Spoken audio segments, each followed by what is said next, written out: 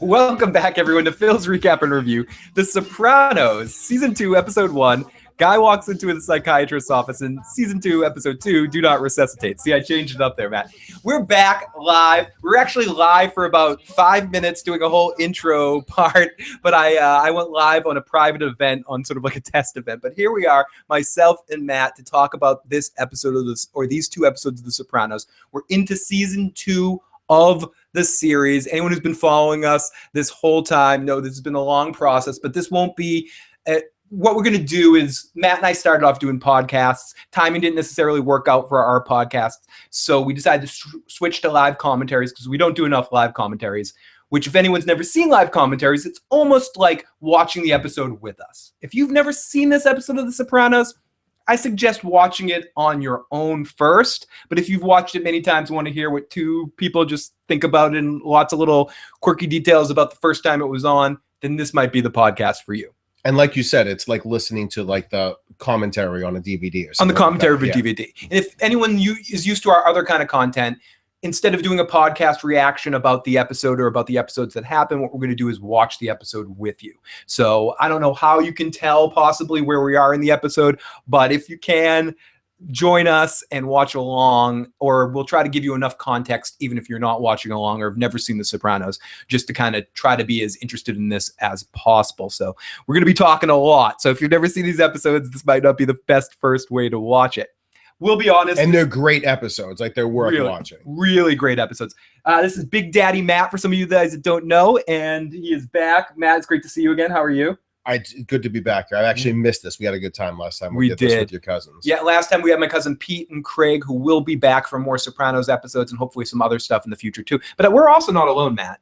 We're going live a few minutes ago, as I said. We went live for about... We were alone. We were alone. We were alone when we went live before. Live. Yeah, we were going live, and I was looking at the and I was like, I don't expect a lot of people in Sopranos stream right now. This Game of Thrones season's about to start. This is the HBO series that was the biggest thing in the world. And like we said, it's a Thursday at 3:30. So I'm like, okay, no one's watching. That's cool. And then we went for like 5 or 10 minutes. I'm like, not even one person came in here. And then I look and I see that I actually started the wrong event. I started my test private event, and so we had to restart things. So this is sort of like motherfucking the twice, but we're not alone. We also have with us the live motherfucking chat. Welcome, live motherfucking chat analysis of Thrones. Uncle D, Iron, Sam, who is in law school right now, playing a little hooky to watch us do The Sopranos. Our #1 Sopranos supporter for the no. This is research. When you're watching The Sopranos this season, this is research for law school at this point. It really is. It really is. And we got the live motherfucking chat right here. It's great to see all of you guys. Sopranos is available on HBO and Amazon Prime for streaming, as Iron Throne said. So if anyone out there has those, you can watch these episodes with us already. So yeah, Sam is killing it at the bar game. Yeah, Sam's gonna bail us all out and be our FOP mob lawyer one day. Yeah, absolutely. So everybody, enough wasting time. Matt said it last time. Phil, why the fuck are we talking without we're going to be talking over the whole thing anyway. So. Right. So what I guess the only thing I would say is Season 2 to me is the ultimate vision of what David Chase wanted to do with the series. I think. Yeah, he knew it was getting renewed. He knew it was a hit. He had all the money for it, and he could go. And you see a connection between the episodes here. Where in Season 1, there's those little quirky ones, the ones with the like Hasidic Jews, which is like sort of weird, not a place, and the whole Hesh thing with the rapper and they're just like sort of out of place. This is much more cohesive and well done. Absolutely. And we see a lot more minor characters coming into this. We see Calogero from Bronx Tale comes in before he murdered someone in New York. And of course, your girl Adriana becomes a much bigger part of. They realized they had a hit with Adriana right from the beginning. They just totally get into it. And just rewatch. Guy walks into a psychiatrist's office, says Ren Renwood, the lovely Ren Renwood, in there in the live motherfucking chat. Junior is the real boss. Tony is a punk. My nephew a boss. Haas is the real Peterman. The real Peterman. Another one of our big Sopranos supporters are in the live chat. Great to see so many of you guys joining us along the way. This has again been a long process, but we're going to get through the Sopranos every episode. We're not going to stop this Soprano adventure until we're done, one way or another, whether they're commentaries or both. And then maybe we'll go to Breaking Bad. But who knows? Oh my God, I could do that too. I guess. Yeah. No, that's coming. That's coming too. So the thing is, these 2 episodes have some of the best one-liners in the entire series are in these 2 episodes here. So, wow, slap. Oh, the Walking David. I could never please my mother. The Walking David is in the live chat. Love you, Walking David. And he will be with us on a feedback show this year and maybe popping up here and there. And coming up in October on Curb Your Enthusiasm recaps, David will be joining us as well. Dun, dun, dun. Do you watch Curb? I used to. It's like, and I'm the biggest Seinfeld fan in the world, so why I don't watch it more is beyond me. Hey, one day I still watch Seinfeld. That's all I watch. There's no shows I watch. Like Kimmy Schmidt, and I watched Seinfeld. That's my life. It's embarrassing. Fucking A. So let's get into it. All right, let's do this. Let's force you to watch another show, Matt. Let's force you to watch. We don't want to make Matt angry. Matt is getting angry. I'm not getting it. I'm calm today. Yeah. It's Thursday. This is my. Oh no, I was doing the Sopranos like George is getting angry. Like, Matt, oh yeah. Matt is getting angry. This is the summer of Matt. That's fine. Oh my goodness. So here we are at our intro song that no matter how many times I see it, it makes me want to light up a cigar when I see it. Yeah. Shame about it. You won't like me when I'm angry. No, you won't. Analysis. Bree Love, great to see you. Timo in the live motherfucking chat. Love you, Timo. Timo, one of our greatest supporters. Huge hug to Timo. I mean, sorry, Timo. Timo, go hug yourself. Let me put this. I should have brought the second screen in here.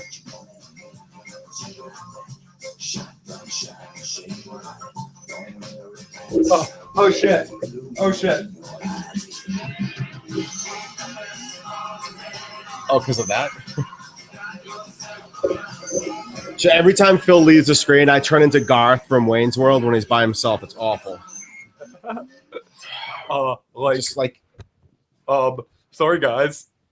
You want to talk about how you can date this show? Look at those computers. Look at those computers. Look at those amazing computers. Do you remember Matt and I went to elementary school together? Do you remember going down to? Oh no, I think it was even before the first time we saw those like Apple IICs in the down in the basement. Down in the basement room. Yep, it's Stanley's school. The same room that did the reading fair. Yeah, and the band practice was down. If you played instruments. So in this scene right here, we're seeing someone's getting their stockbroker's license. They're taking, it's almost like us taking the real estate license, Matt. Right. Please answer here. Mark, Samantha, McClure, Peter, here. Maltasanti, Christopher, here.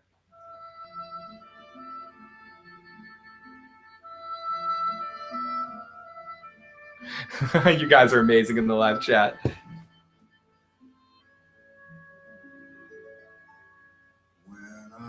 So you were saying you don't necessarily love the choice of music of picking the Frank Sinatra song here? I love Frank Sinatra, and it's the most Italian thing you can possibly pick here, but I just don't like this song. That's all.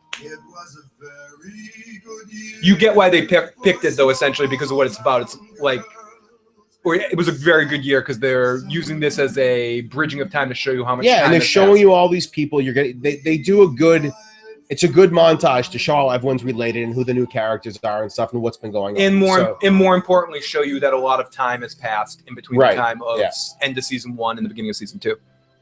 When I was 17. We've got some Game of Thrones character debates going on in the live chat right now.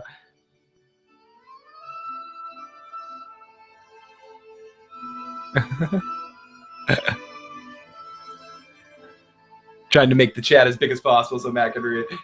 Junior. And I think this is one of Junior's best seasons, too. I think 2, 3, 4 are Junior at his best. Yep. I think with 5 and 6, it's a little sad with Junior. Really sad. And 1, I just don't. I'm on Tony's side in the Tony Junior thing in season 1.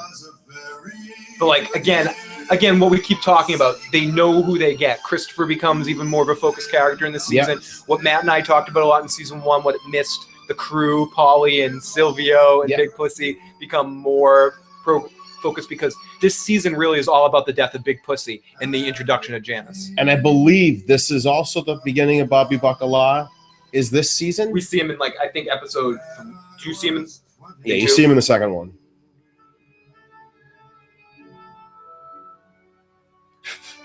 and make sure we see big. Yeah, some gratuitous. Some sex position here of Polly. No one wants to see Polly doing that ever. No one wants to see Polly. You guys do not need to keep the live chat Sopranos related. But yeah, I can't even see it from here. Go nuts. Yeah, who cares? Matt doesn't watch Game of Thrones. He's not gonna spoil anything for it, even though he'd love it. Christopher likes movies and cocaine.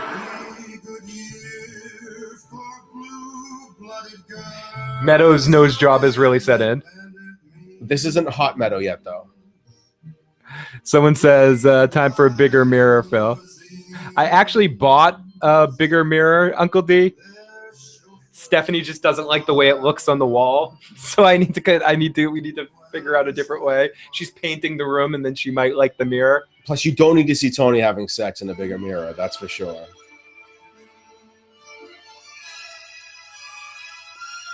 Well, this is also an important part of this, too, is you start seeing his cheating becomes a bigger part of this. Yes. But what's interesting is Carmela almost seems okay with it in season 1, and she makes reference to that later on. I used to almost encourage it or something like that.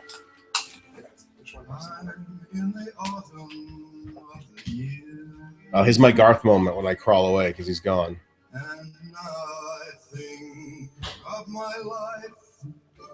Man, I broke my leg. You're going to have to do the stream by yourself. I'm in. I got it. I got Lotus with me. Oh my God, if I put the headphones on her and just went, it's amazing. All you would need to do would be put the headphones on her and it would just be cute territory. I mean, he's trying to still cover up the cheating. He goes and takes his clothes off and washes them.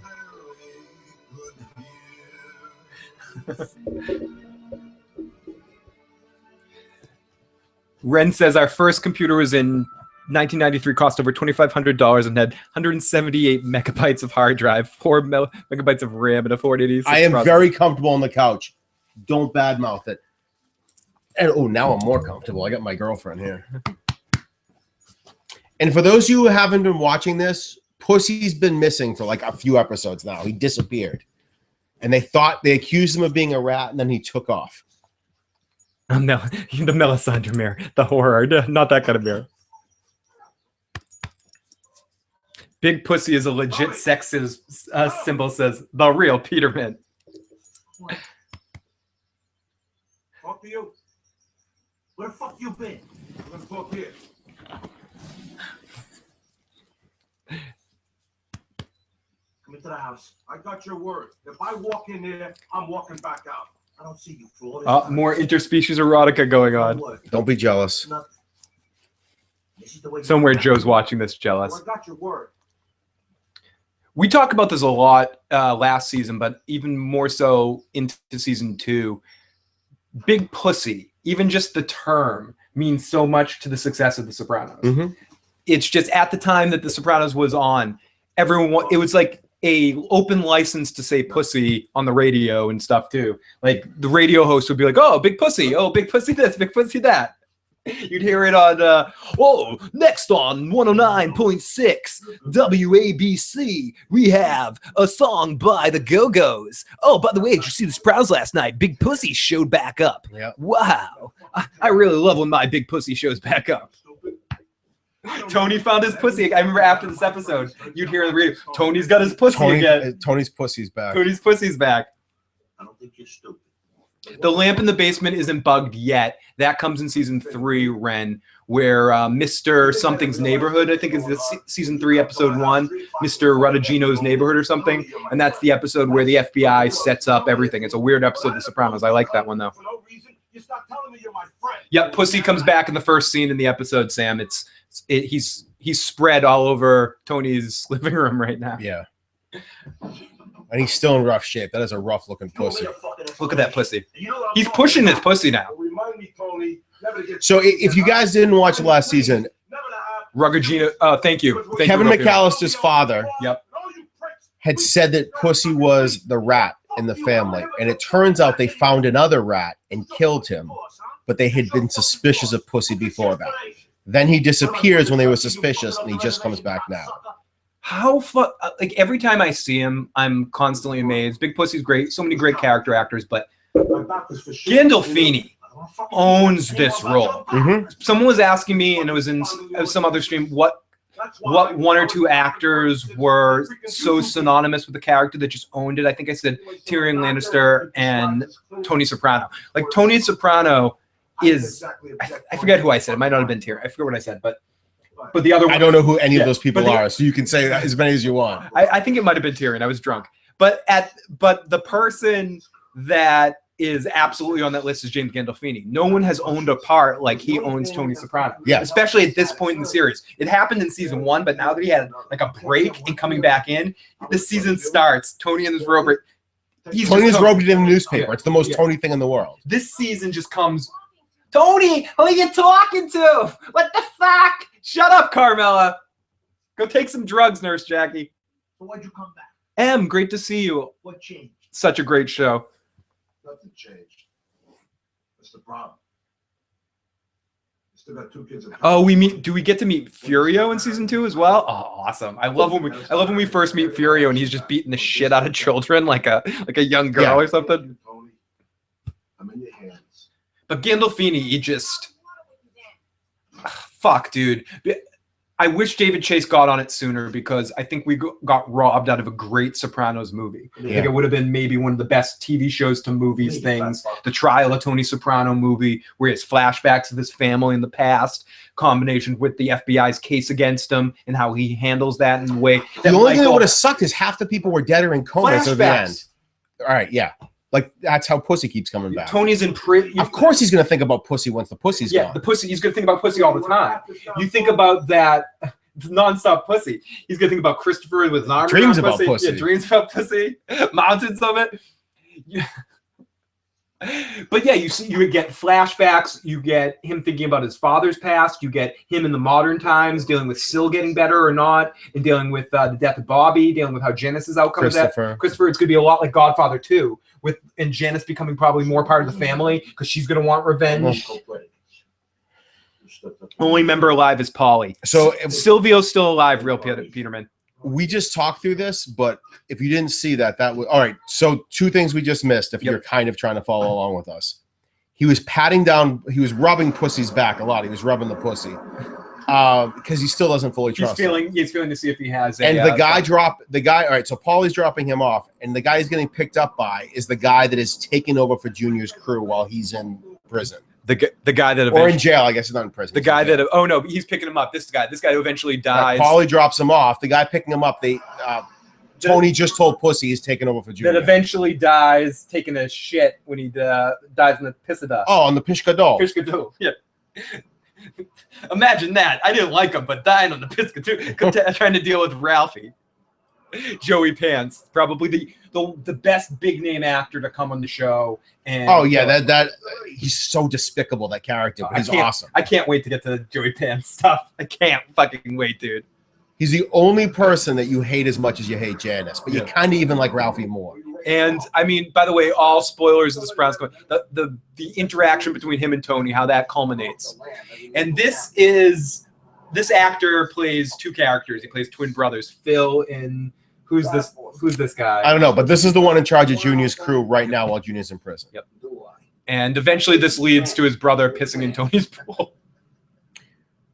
Yeah, and so right now he still thinks that Junior's in charge. No, it's his name. This is There's Patsy and Paulie. No, am I making? I think it's Phil because Patsy's the other guy. Okay. I think this is Phil Parisi. Thank you. Real Peterman seems to be a Sopranos expert. He's got us on all the facts. And he pulls out a hell of a catalog, Peterman. Well, yeah. Peterman must be like, is that you? Is that your alter ego? You were talking about. Oh my God, I would love that. You may call it Burma, but you'll always be me and Martin me or whatever it is. Yep, Philip and Patsy. Thank you, Girl Peterman. Yeah. Thank you for fact checking me.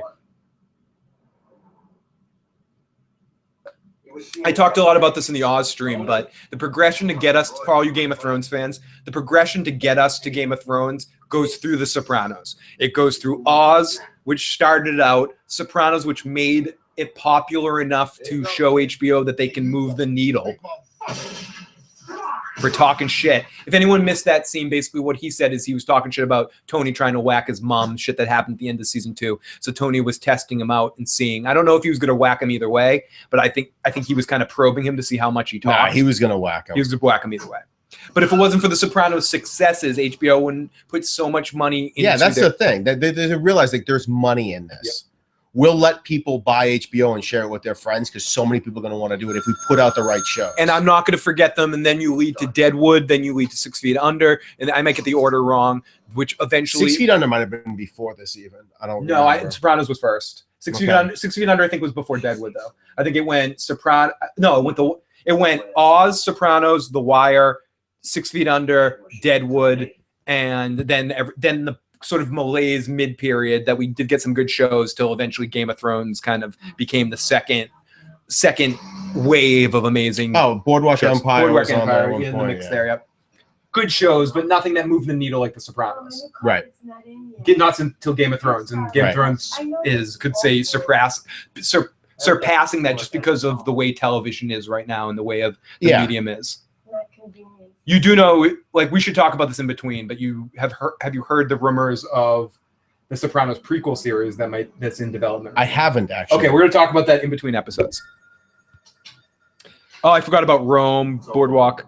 Rome. Yeah, but Rome was only 2 seasons. Rome was great. But loved Rome. Rome was also important though for that transition to show HBO that it was also during the Sopranos though. It didn't come out afterwards because we watched it at the same time. At the same time. Yeah, I remember that too. Rome was. We watched it when Ilya and I both lived in Lynn. When it was on. Yeah, Rome is excellent. I love it, and I think it warmed up HBO to wanting to do something like Game of Thrones. So I think it's all, again, to our Game of Thrones fans, it's all those steps to Game of Thrones. Yeah, because the amount. When you watch the first couple episodes of Rome to the later ones, how much bigger the scenes were, how many more people were in. You should watch Game of Thrones, really. It's too late now. No, it is. Can we focus on Webistics, please? Okay, we're going back to Webistics. And now what we missed there is Milfy is operating her practice out of a hotel room because it's conducive for her. She doesn't want to do it in her house. And Tony also called her in that scene and told her that her danger is over. And she's like, "Are you watching me?" He just smiled. And the reason why she's in danger is because there was going to be a family war between Junior's people and Tony's people. Yep. So Tony essentially said it's not safe. There he is, Calogero. Yep, Calogero. These two idiots. And there's your girl, Adriana Lacerva. This is Christopher, who has gotten his stockbroker's license that we see in the intro scene, and now he's trying to run his office because he looks much less Asian here, though. Than when he was getting his license. Much less. And this shows that how Tony is diversifying his practice. Now that he's the boss, it's not just the old practices anymore. He's trying some new strategies to make money, as in going through stocks and going through other insurance fraud and shit like that we're going to see along the way. Chris Maltasanti caused the 2008 meltdown. Webistics. Calogero is the one on the left. Why? It's got a 3 million float. These two Nimrods. I sometimes confuse these Nimrods with Jackie Jr.'s Nimrod friends. But these two are idiots. Yeah, what's his name's in this later on? Who's the kid from Doogie Howser? Vinny Del Pino. Right. Vinny Del Pino is totally a big part. He's the one that beats the shit out of Artie later on. You think I don't know who really runs this operation, huh? Oh, yeah, Calogero. There's a movie called A Bronx Tale, Sam, with Robert De Niro in it. It's a very good movie. If you haven't seen it, it's Robert De Niro's directorial debut. It's the first movie he directed. I highly suggest that movie, Sam. Bronx Tale. I think you'd enjoy it. What's his name is not Calogero. Who's the other guy in it? Chaz Palminteri. Yeah, I forget his name, but I in the show, but I forget the actor's name. No, Chaz Palminteri. That's the actor. That is the actor's name. Okay. This guy, this is Tony's lawyer. And if you ever watch A Bronx Tale, there's so much. This is what happens when I've worked all week. What's the director's name? That's De Niro. Oh, Scorsese. There's so much Scorsese in the movie because it's De Niro's first time directing. You see all the stuff you learn from Scorsese. Isn't that great that we know each other well enough that I know what you're going to say before you say it? I'm like an idiot. My brain's just dead. Oh, that's okay. That's could be the subtitle of my channel. Phil, you're an idiot. I don't know what you're going to say. Love you, M. Thank you so much for checking on in today. Fucking, we're almost to Game of Thrones. It's going to be an incredible season. We're going to be doing The Sopranos, probably do one more before the end of the summer, probably do one in August, too. Nope, Janice. Oh, shit. Nope. Pavarotti. I wonder what the scam is this time. Whatever it is, I'm going to be fine. And I'm also on board. I might hate Carmela Soprano, but Edie Falco is one of the great actors of our time. She is incredible. Having seen her in other things, and whether it be Oz as Diane Weasley or having now watched Nurse Jackie a little bit, because Stephanie yes, really Matthew likes it. Bevilacqua, whoever said that. That's amazing. Yeah. Matthew Bevilacqua. Whoa, That's the character that's the real Peterman. The real Peterman's like a fucking Yeah. soprano expert over there. Timo, love you. Thank you for so much for being in here, Timo. My sister's here from Seattle. Nice. Sam says she still hasn't dated Carmela yet, Matt. I don't either.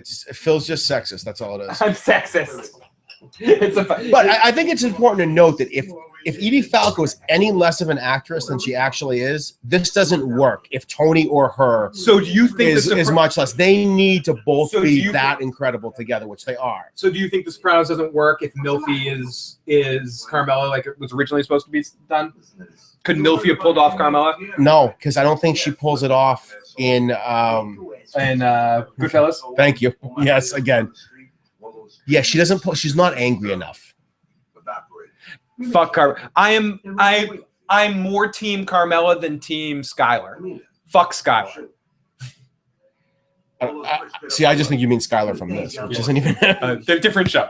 But here we go. Pussy's being integrated back into the scene. Pussy's being spread all over this room right now. They're showing how the guys collected his money and did his delivery. Yeah, but they all got a little piece of pussy. They all got a little pussy. They did. Fuck Skylar. Yeah, exactly. I've been going a long time. Let me hear it. Just when they thought I was out. She sucked Ted. Skylar's definitely on the bitches on TV list, says Timo. Sam's like, I'm totally on Team Fuck Skylar. What you asking about my face? Is it true? If anyone doesn't know, Silvio is, we talked about this before, but is the main guitar player, not necessarily lead guitar player, but main rhythm guitar player and partial songwriter of the Bruce Springsteen East Street Band. This is like his first acting gig. It's his own, yeah, he Lilyhammers afterwards, if you've ever watched that. Yeah, but this was it. This was it. This and Lilyhammers are basically all he's ever done. One of the reasons the music's so great in The Sopranos is he had a big input into them. Yes, he did. And they liked him. You know, originally he came in to read for Tony. I think we talked about this before, too. Bloody Talker says, hey, I came in right just in time to hear you guys talking about pussy. Good timing. Analysis, you should watch it. I mean, I'd say watch the first couple of episodes and see if you hook into it, but I do think you'll – it's hard for me not to suggest a show like The Sopranos if you're into mob stories.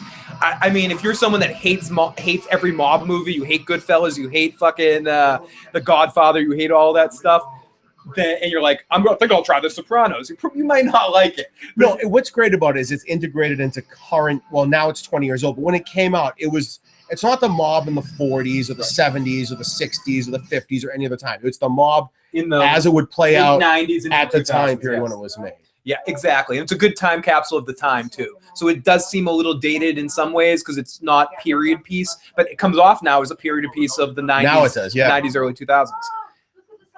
With seeing like Mario Kart in the background, as we were talking about, the introduction of cell phones into existence. Literally the least obnoxious AJ ever is here because he's only in it for 2 seconds. Matt has an irrational hatred for AJ. Whatever. Irrational. No, it's not irrational. He's the worst. So what's your opinions of John Turturro's sister here? I forget her first name. Her performance, her I didn't know it was John Turturro. It's John. Now look, you can see his face. Yeah. She looks exactly like her brother. She does, just with a bigger face, but yeah, like the eyes and nose. She looks exactly like her brother. So what do you think of her performance as Janice? I see those grunge pants on you. You'll be on the ground looking up. I'll be back in a second. She is immediately the most detestable character I've ever seen in any show. Worse than Olivia? Yes. Worse than Skylar. From Breaking Bad? Yes. Hey, believe me, she gets as good as she gets. Skylar, I think, honestly, this is a whole other argument for a whole other day. I think Skylar is pretty one-dimensional as a character compared to Janice. Janice is conniving and deep and what she messed does to up. Ralphie, what she does to Bobby, what she does to set up Bobby and Tony's fight in season 6. Yep. And what ultimately leads to Bobby having. Who'd you say? Ralphie, Bobby, Richie, April. That's huge. That's crazy. Even with our genes. But you see right away, she's the most selfish sponge of a human being ever. Wow. No. Ralph from back to Andorra. And you really believe her and Tony are brother and sister. I'm glad they didn't. They really went dirty with her character. Yeah. Very good nowadays. So how are things really with Mom? She's dead to me.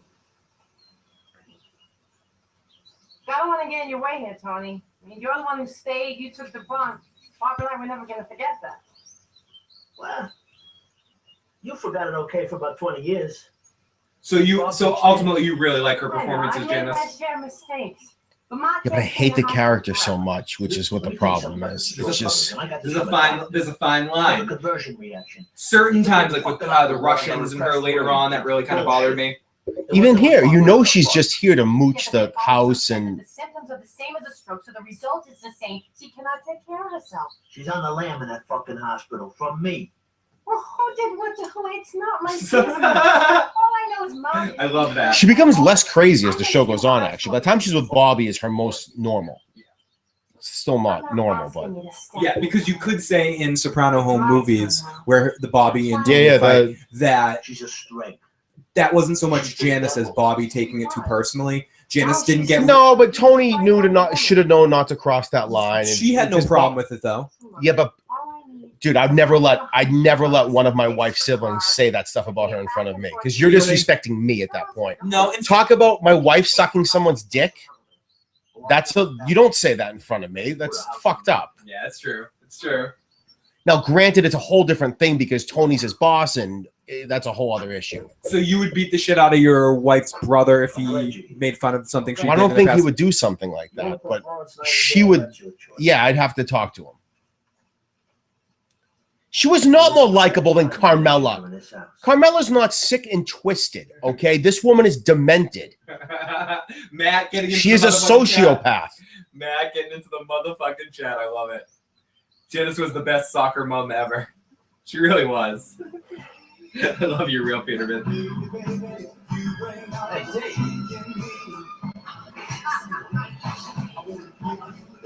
This is still tracksuit Christopher too, and that goes away later in the show. I got a call from my uncle down at the brokerage. Your two friends beat the shit out of a broker. 2 others quit. The guy was pushing someone to stop. It attracts negative attention.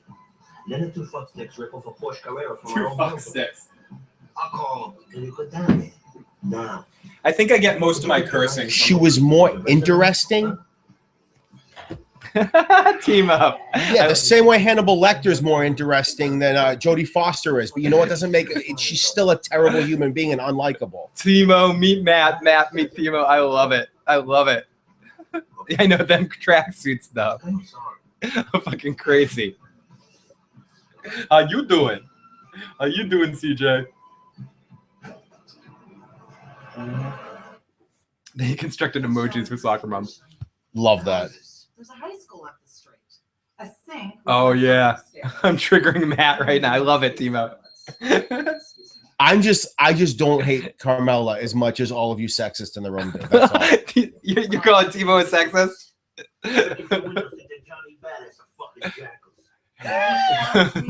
Everyone thinks they're Johnny Badass. You better not be in this mood. And I need you to pick up sausage. Janice's character rides the Soprano name more than any other family member throughout the series. Oh yeah, and for someone who ran from it for 20 years on the West Coast. My parents are coming. This is important right here about her parents. Oh yeah, because we finally meet Carmela's parents. Yeah, which again connects to the fact that Milfy was originally supposed to be Carmela because the mother that plays Carmela's mother is the mother in Goodfellas. Oh, is she? Yep. There Well, she, I mean, this is also see, there she goes again, nagging and complaining. Typical Carmela. nagging and complaining. He begged her to have a fucking party at the house. She agrees to it, and now he's sitting there acting like a psycho. So the rest of this series of us talking about this, you're going to be defending Carmela. She's not nagging. She's trying to keep her husband in line for this. She invented you look up nagging in the dictionary. This Carmela going, You people are Tony, sick. You're all Tony, sick. could you get out of bed and do the me? He should. He doesn't do anything. Oh fuck. Yeah, come on in. Tony doesn't do anything. Come on. What's your little cat? These two idiots. I love when they introduce themselves to Tony. Is that later in this season? Oh, it's in episode Oh, 2. it's episode 2. Okay, good. Quixote, I didn't see you. Great to see you, Quixote. Refresh my memory about this play we're making on Wabistics. Wabistics, yo. Wabistics. Yo, Wabistics. Trade on bulletin board, OTC. The Wabistics kid. Matt, oh my God, you got to admit, she nags all the damn time in the show. At least, Matt, come on. She's a wife of a guy who continually cheats on her and She opens the door. She knows what kind of guy. Carmela, you grew up with guys like Dickie Montasante, and you know what you were getting yourself in for. Of course she did. She agreed to date someone like Tony. She could have dated Dr. Who's a What's It that her mother always talks about. Kuzaman? Oh, no, the other one. The other one. The other. You meant the neighbor, Kuzaman. Kuzamazo. Oh, what did you retract, Al? No, he said that they're just trying to push my buttons. Don't fall into it. I read it. You'll know that when you need to know that. Excellent. Shh, Al. Let him fall into it. Oh, that's such a power move right there. I didn't even see that when I watched this. Al, why retract those words of wisdom? Make it 2 towns over. Yeah, so Christopher basically says Tony called them out on that they were robbing people's cars from the stock from where they work. And Christopher said, don't do that. But if you are going to do that, 2 towns over and make sure I get But what he paid. said before that was, let's sit here and slowly bleed people. Let's not try to just do some crazy scam with them. It's a point of maturity for him where he's trying to take control. But then he also said to him, he goes, by the way, this is cold. Essentially, bitch, go warm up my coffee is what he said. Which one of these two has the higher IQ, Belvalacqua or Gisamonte? Which one's the two? Sorry. I don't know. They're both idiots. They're both idiots. Colodro looks smarter. That's all. I thought Tony. That's Bevilacqua is Colodro. I thought Tony would be dead without Carmela. She kept him grounded. Yes, of course she did. Nothing. He won't mention you at all. Blames me for everything. I know, me too. Phil, you like Livia. Like, you're demented. She's a sick woman. Why can't this family just get along? I think she's a sick woman. I like her duplicitous ways. You know who they both remind me of? He's your father. That person from Bertini's. Oh, the person we were talking about? Yeah. Yeah. I won't let them be here like this. They can't stop me from seeing you. Aw. I'm just setting my car alarm off outside. It's all right. It's okay. Scare those fucking bastard neighbors away. In the drawer. In the drawer. Take it. So Olivia, who's still faking her stroke right here, laying in bed, like even faking her way through physical therapy, is giving away her precious possessions to It was her grandmother's ring. She's now giving to her granddaughter. and the only reason she's doing this is to hurt Tony. So it gets back to Tony somehow. And here comes Tony, who pussy is back, dealing with his mother's away. He thinks he's happy, but the real enemy in The Sopranos, similar to some other shows that don't necessarily have as even strong in narratives as The Sopranos, the real demon, the real villain in all of The Sopranos is Tony himself. Guys, if you've probably never seen Joe Dirty Locks in a car. That's how Joe always rides. The way Tony's moving right there. Yeah, almost exactly like that. Yeah, almost exactly like that. Front seat, back seat, doesn't matter. And Tony is right on edge. Matt and I, we just held hands. No, you can come back. Oh, it's all right. No, I liked it. It was my arm. We totally just held hands there. So Tony starts to have another panic attack. Just when you think panic attacks are gone in this show, they come back. And I think they're done very realistically in the way that they come out of nowhere. And Tony just... And just in the timeline, Melfi has cut him off completely because her life is in danger. She wants nothing to do with him. I told my family I got broadsided, but So now Tony's looking for anywhere to talk. I love when Milfy shuts him out and he's looking for anyone to talk to. Yeah. Is this when he's at Hesh's house? He's just sitting at. No. This is hilarious. Though. There's a line here that's great. And I know. I just gave him. I gave him grayscale. Shh, Bernie. Don't tell anybody. Jor's been touching me. Oh yeah, this is a new therapist. He's trying out new therapists. a lot of screaming, profanity. Timo says, "Damn, I remember those days with skipping CDs. Now everything through my phone. How times have changed in such a short." And I'm going to add in such a short period of time. It's good to see you. Yeah, Tony did try talking to Hesh. Yeah, I love that real Peterman. He's like, I want to go to bed, Tony. And what sort of business are you in? commercial and non-purchasable waste. Mr. Spears. What's with this guy with the cowboy get up too? I know who you Oh yeah, the shoes. I didn't even notice that. And the I don't need the ramifications. how, again, Yeah, the denim shirt. I love how, did I miss the line? I've seen Analyze This. Yeah, he says it right here. Analyze this. Analyze This. Come on, it's a fucking comedy. I'm not taking it. Now, what that is right there is Tony Soprano reading a line written by David Chase himself, put it in the script to say "fuck you" to everyone that talks to him on the street that says, "Oh yeah, I've seen The Sopranos." It's like, analyze this. David Chase hates that shit. Another big element of The Sopranos are these parties that it definitely reflects off The Godfather and stuff. How many times do we see Barbara? Is this it? No, we see Barbara probably 3 or 4 times, and I want to say almost every single time she's a different actress. Barbara is not played by the same But you actress. see immediately in the first episode of this season how much they realize they have to expand the actual families if they're going to make it as much about the Soprano family as they are about the Mafia family. Immediately we have his sister, her parents, which were just completely gone in the first season. Which are great characters. Great characters. Yeah. their parents. The father's awesome. Or you probably hate him too, Phil. No, I love him. I love him. Do you hate the mother because she's a woman? Fuck you. You're such an asshole. Timo says, "Damn, remember those days?" Oh, no. Scroll down. Peterman says, "Milfy has cojones of steel. Not everyone would take the king of the New Jersey mob as a client." But the question becomes, at what point was it no longer like her choice to take him anymore? I think at a point in time, because we deal with this towards the end of the series, I think she was addicted to it. I think she liked it because in some ways she was turned on, not by him, but by being part of that lifestyle. Right. Uncle D says, "Can you imagine if Nancy Marchland, Olivia Soprano died? How crazy the Olivia arc would have been."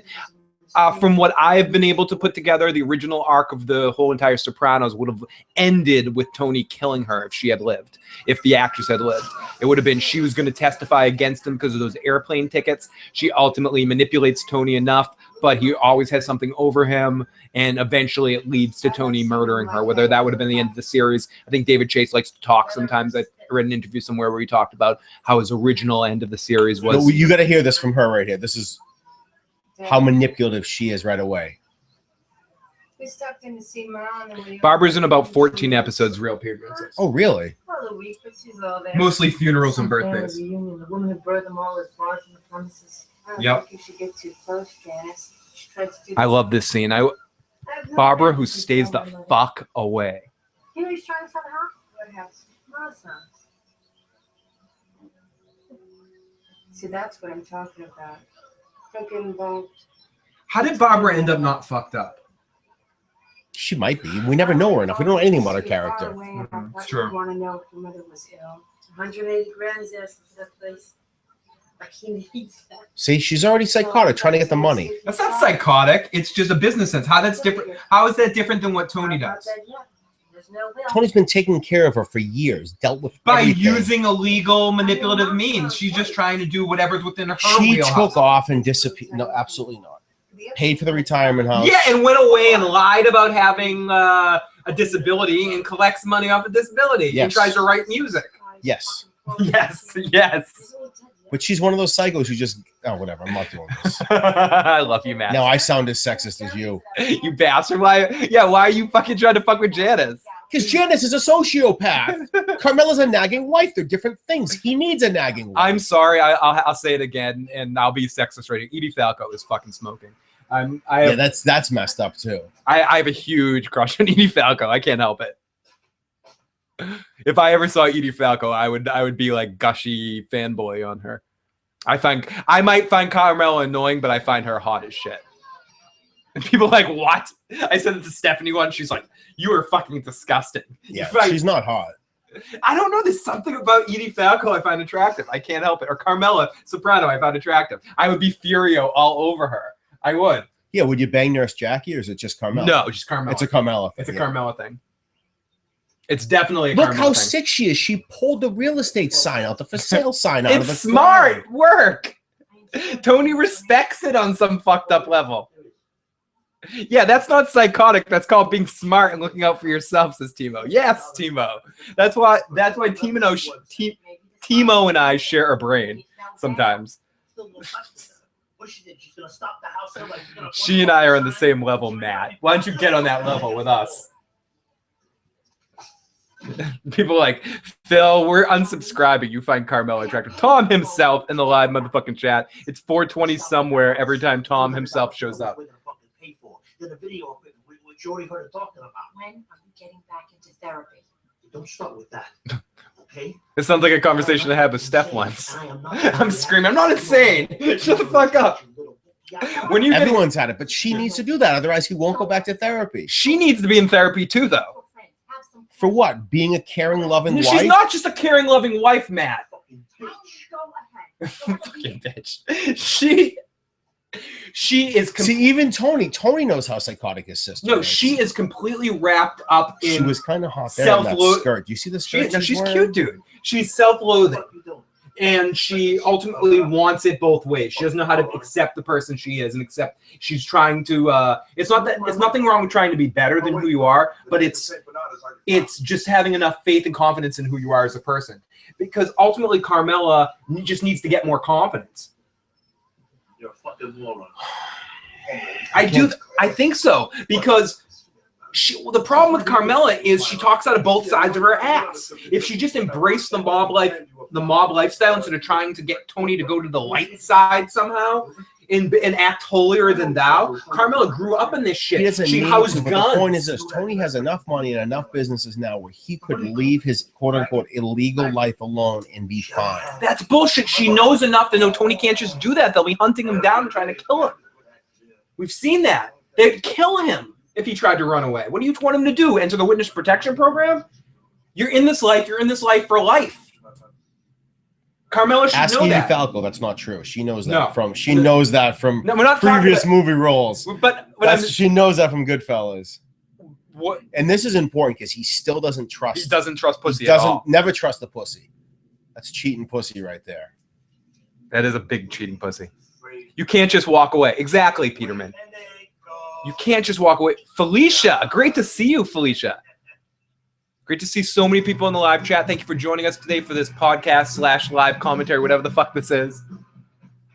Matt and I me tricking Matt into doing a podcast while we watch The Sopranos. Right. But we're talking about The Sopranos. So these are Christopher's friends.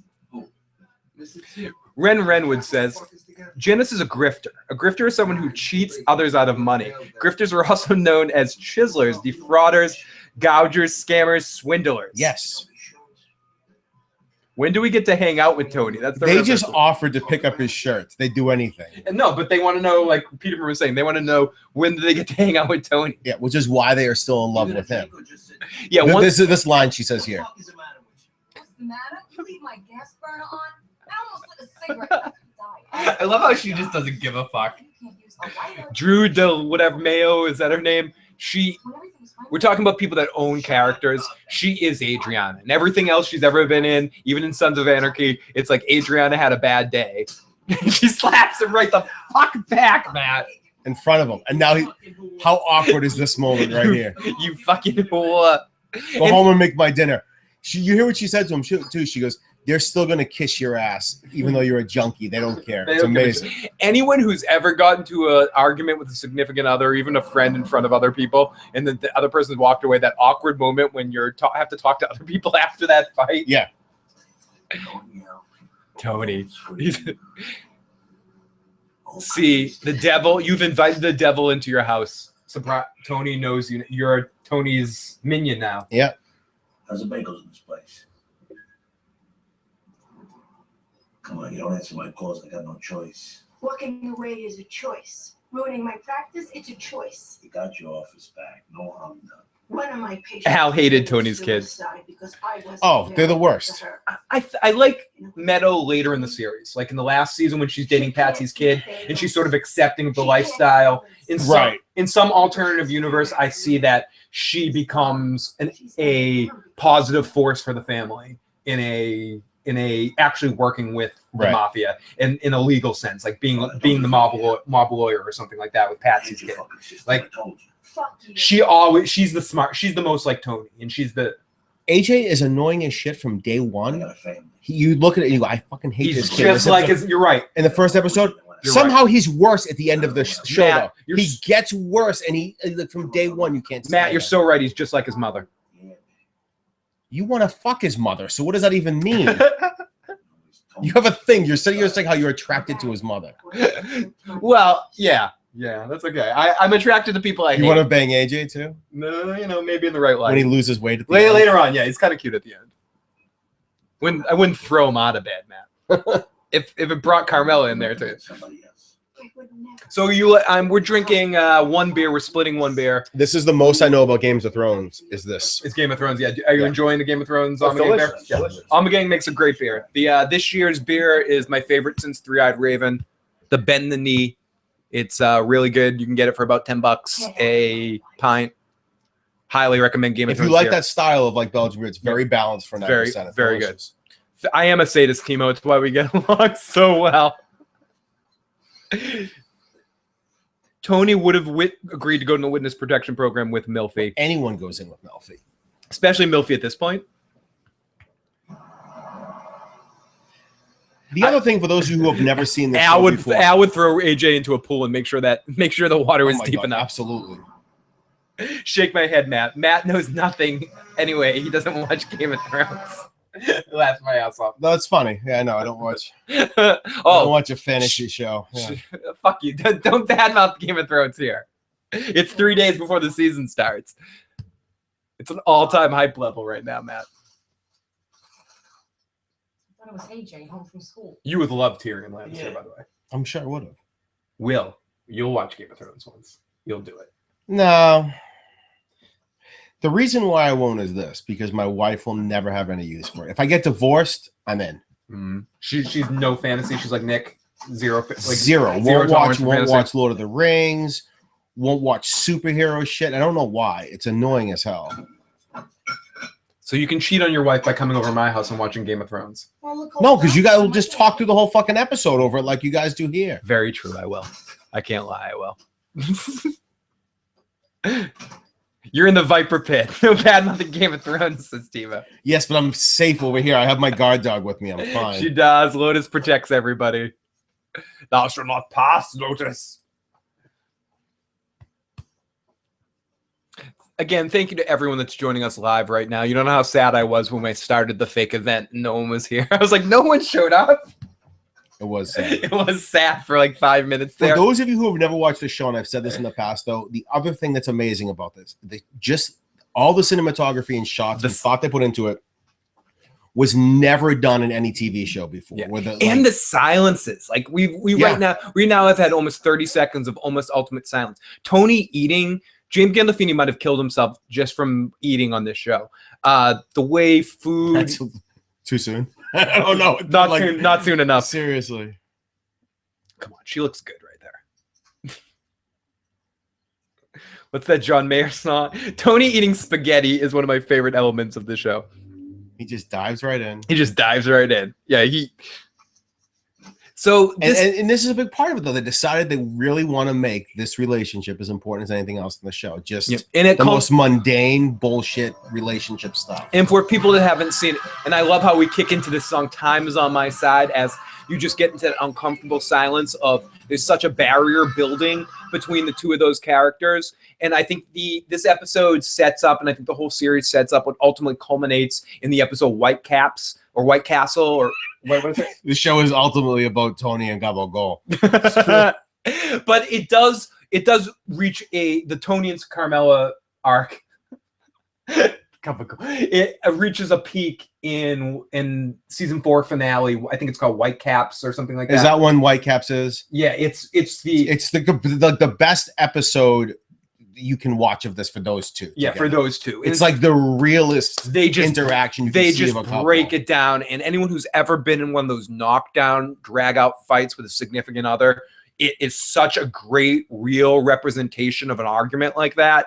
And it just... Which is, again, why you need both of those actors to be that great. It was both... It doesn't work if either one of them's weak. It was it gives me the shivers thinking about it. It's Gandolfini and Edie Falco at their best. They won all sorts of awards for that. But you're already seeing the introduction of that starting to seep on in. And that's what makes The Sopranos great, in the same way, to talk to you guys 3 days ago with Game of Thrones. That texture, that extra layer in there, that they're already setting up things that's going to happen 2 fucking seasons down the line. Yeah. That's going to, the rift that's building between Tony and Carmela. And that's so important at the beginning of this episode with what happened with the Frank Sinatra montage, seeing what Tony's doing to leading to this point. Carmela knows what he's doing, but ultimately, until she's completely bombarded by it, embarrassed by it, and this is why I don't like Carmela. She's accepting of it as long as she doesn't see it. The out of sight, out of mind thing, to me, doesn't work. Either you figure out an agreement and both get on the same page, or you don't fucking say it's okay unless I don't find out about it, which is ultimately Carmela's kind of perspective about it. But we have plenty of time to get into that. I'm going to shut Matt up. So, Matt. Ren, yes, I have. And I'm going to actually, it's a funny story, Ren, to answer that. So I had not seen it when it was on. And once a show is like 5 or 6 seasons in, which is why I say I'm never going to watch Game of Thrones at this point, because I feel like it's too daunting to start something this late. But Phil, right when he started doing the reviews of shows and started doing podcasts, told me he was the doctor who had seen these shows. He wrote me a prescription. He says, I promise you, I know what you like. You will really like Breaking Bad. So he told me that. He had to watch it. The night he had told me that, I went home and my wife had started watching the first episode of the show behind my back. And I said, by the way, Phil just told me to watch this. I was going to tell you we're going to start watching it. And we watched it together and it was great and I loved it. So I will love, if we ever do a rewatch of that, I will. No, and that will come eventually. Felicia, please do. I love trivia channels. Matt actually goes to those trivia night things. I was at trivia last night and I lost because I didn't know what the largest denomination of a bill with Woodrow Wilson on it that had ever been produced by the United States. $10,000 bill? No, bigger. $100,000 bill? Yeah. Interesting. At the end, who was the most likable character for you guys? He says Bobby Bacala for him. Citadel of Trivia. Check it out, Felicia. Thank you so much for checking out our live video and being a subscriber of the channel, Felicia. By all means, pub that stuff. Don't spam, but pub away. Citadel of Trivia. Check it out. I love trivia channels. It's there's a lot of great ones out there. So no, make sure you check I them absolutely will. And actually, Real Peterman, just so you know, because you'll get this reference, the team that our name when we go play Trial by Trivia is awesome stuff. Is the Van Buren Boys. A little Seinfeld throw out there. Van Buren boys, yep. But Felicia, amen. Thank you so much for checking out being a part of the motherfucking FOPs and stuff like that. So Matt, before we get into the second episode that do we want to answer his question of who our favorite character was by the end? Who's your favorite character at the end? It's so tough because I'm so Tony throughout the whole episode. And the last season, it just turns it off. When the way that things end with Christopher, I can't. For me, beginning to end, it was Christopher. I just relate to him on some level of wanting to be cool, wanting to be special, wanting to do something. I can relate to his hero journey. So Christopher from beginning to end is my favorite character. And I'm not going to say something like Paulie, which is like easy to say because Paulie's just like likable the whole time through. Yeah. So maybe Junior. You know what? I think Junior's close for me too, Matt. I think I never turn on Junior, partially because the ending was so sad with him. But. Yeah, I love me some Junior. I do. Okay, so before we get into the second episode, Matt, there is talks. David Chase is in planning stages of a Sopranos prequel series of the Johnny Soprano age. How do you feel about Tony is a kid? If Tony's in it, yeah, Tony. But he'll be a minor element of it. Oh my God, seeing him and Ralphie and his cousin and all of them, yeah, on that crew and Silvio and stuff like that. So, well, you know who will be in it though is Paulie will be in it because Paulie worked with his father. with his dad and some of the other people. That Paulie will be like the kid of the crew. So will Pussy. Did Pussy work with his dad Pussy too? is in Paulie's generation. People probably can hear me, but talk about what you think about that series. I'll be right back. Oh, this is my Garth moment again where I have to hide. No, I think that would be amazing. So Tony would probably be a minor character in it. We'd see Joe. We'd probably see a lot of Barbara again, Phil. Yeah, lots of Junior. I mean, you can't have too much Junior. And you know what? Probably seeing that with the New York, maybe a young Johnny Sack, young Phil Leotardo, young Carmine, not little Carmine, Big but Carmine, Big Carmine Big when he was probably little Carmine. Timo says, nope, they need to stop ruining our classics. Why destroy the Sopranos legacy? It can only go if it goes bad. It's true. I don't really know how you could improve it. In a way, that's right. I mean, no, it's not that about improving it. I think David Chase, there's still some, I think unlike some other things, this is where, because I tend to agree with what you guys are saying, but I think in the Sopranos case, I think because of it being a generational mafia sort of thing, it's kind of open for interpretation. It's not like David Chase is one of those guys that does things just for money grabs or stuff. He's probably looking at something like Better Call Saul, and I think Better Call Saul is a good example of how something like this can be done well. You don't necessarily try to do the same show, and from everything I know about David Chase, if he's going to do this, he's going to do it right. So he doesn't want to go out and ruin the Sopranos legacy. The problem he's going to run into is people are going to be like they are with any sort of show like this with Star Wars, where you are going to nitpick every single word that come out of David Chase's mouth has to fit in with Sopranos canon, and everything has to be because that's how people are going to be. You know that. No, you're right, but I just think this world is ripe for more stories. And I think you have engaging characters. You mentioned a bunch of them. Yeah. And Johnny Soprano is a very engaging character, and in his rise into the mafia world. And your girlfriend Livia, when Livia was young and hot, you could want to bang her again, which is sick. That'd be amazing. Timo says they can do many different mob stories, which only plays in Soprano world. There are so many other places and ways to go. I think the problem you're going to run is if you try to go back and do this in the 70s Peterman or has 60s, a good point too. What? The shadow of Gandolfini will also loom large over the whole situation. Well, who are you going to put in these roles? Who are you going to put? I think the key role is getting someone to play Johnny Soprano. Like, I think in Junior. I think those are the two key roles. I think everything. Actually, Livia. Young Junior looks just like Junior, which is amazing. You know, that guy. I don't think you're going to have those. But he'll be too old by the time. Yeah, I don't 20 think years ago. You're going to have different actors playing. Yeah. But I think the key three characters are Junior, Livia, and Johnny Boy. I think those are the three you need to cast right. The one problem you're going to run into going back in time is the fact that there was real big actual mafia stuff going on in the 70s. And I think they're going to run into actual history where by the time this show comes out, the mafia, like they're not like, who can you, it's not conflicting with actual stories. Like back in the 70s, you're running into Goodfellas like actually happened then.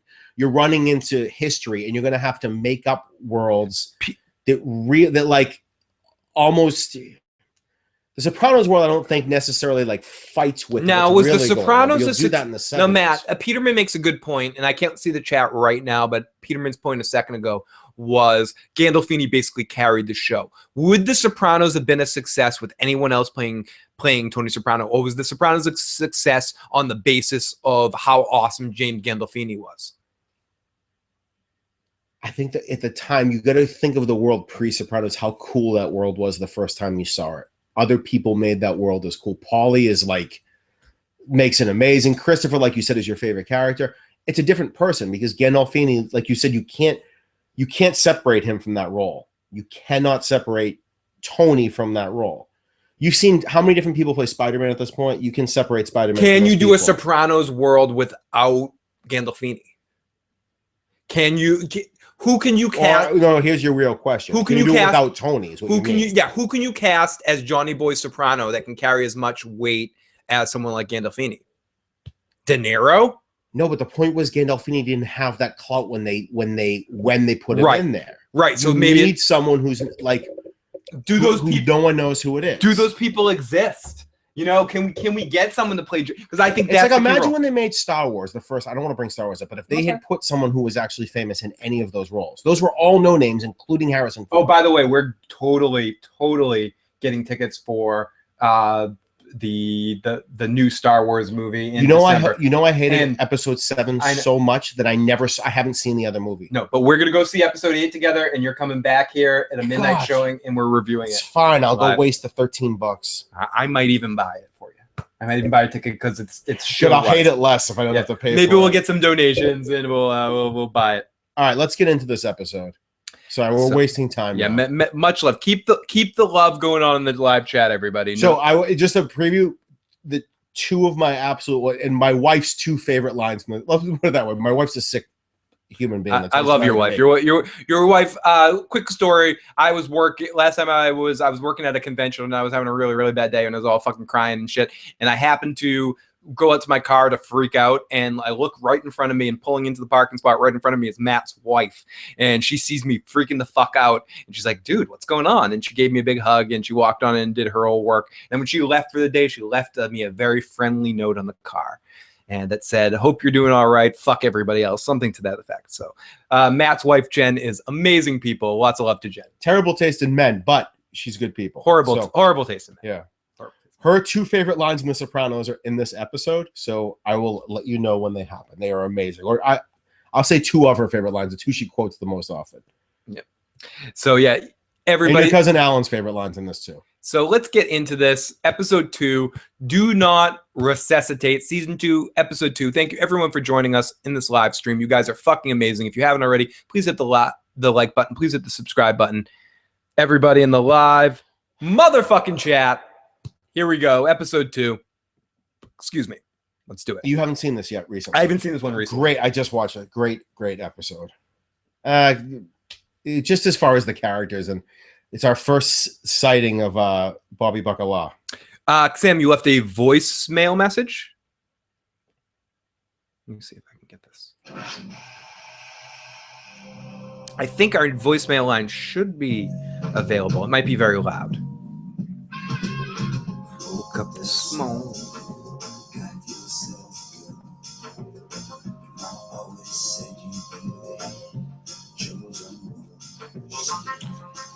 And for people like me and Phil who watched this show when it was on, and granted it might have changed for him now, this is still the sound and song I expect to hear after the HBO symbol goes. Me too. Even more than Game of Thrones. It really is this. And I'll probably say that every time we do a show, and I probably said it 6 times already. That's the problem when we don't see a show for we don't do this for 2 or 3 months at a time. Forget what I say. Okay, let's listen to what SM said. I'm sorry, everybody in the live chat, if this is really loud. Let's see if it works.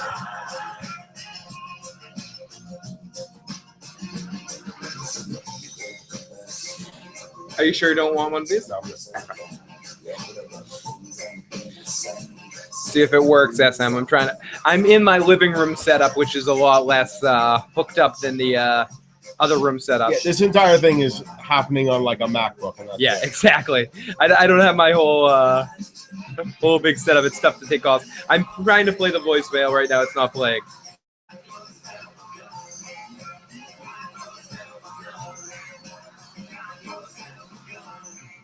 Here we go. The episode 2 is starting.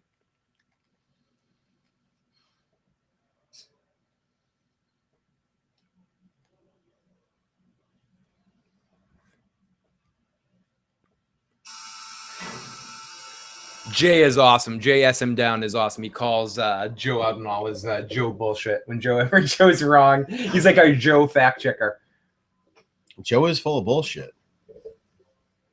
Do a live stream without 4 computer screens? I know. How can I do a live stream without 4 computer screens? It's true. I only have 1 right now. It's weird. You fucking weeks it takes you to put me on your visitors list? Be careful. These motherless fucks listen to everything. Oh, I love Junior so much. Junior, who is our Godfather representative in The Sopranos, who like to make representatives for all the big mafia movie series. Junior was in Godfather 2 playing Johnny Olaf, the Sicilian messenger boy for Hyman Roth. What a shit I'm hearing about your heart. Love Junior.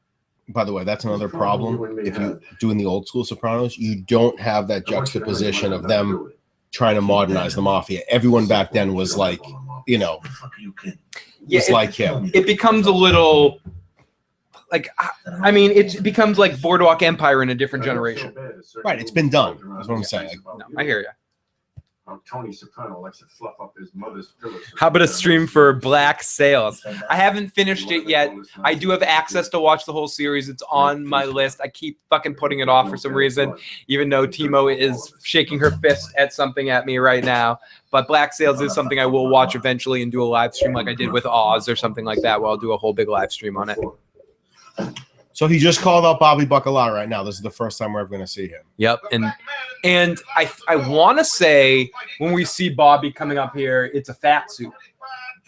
He eventually gained the weight, but he was at the beginning, I think, wearing a fat suit.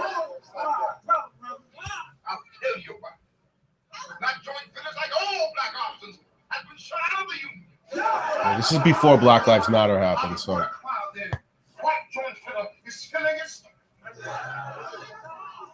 But yeah, Black Sails review will come eventually. It's one of those shows that I can't wait to watch, but it's just about getting the right time. Stephanie and I right now, Stephanie's trying to finish a complete rewatch of Game of Thrones starting from season 1, basically 2 days ago. And we're on toward the late half of season 4. We're in season 5 right now. We might yada yada some episodes, or yada yada some scenes. But I'm trying to rewatch the entire series right now. Brainwash, great to see you. And thank you so much for the awesome comment on my silly live video earlier.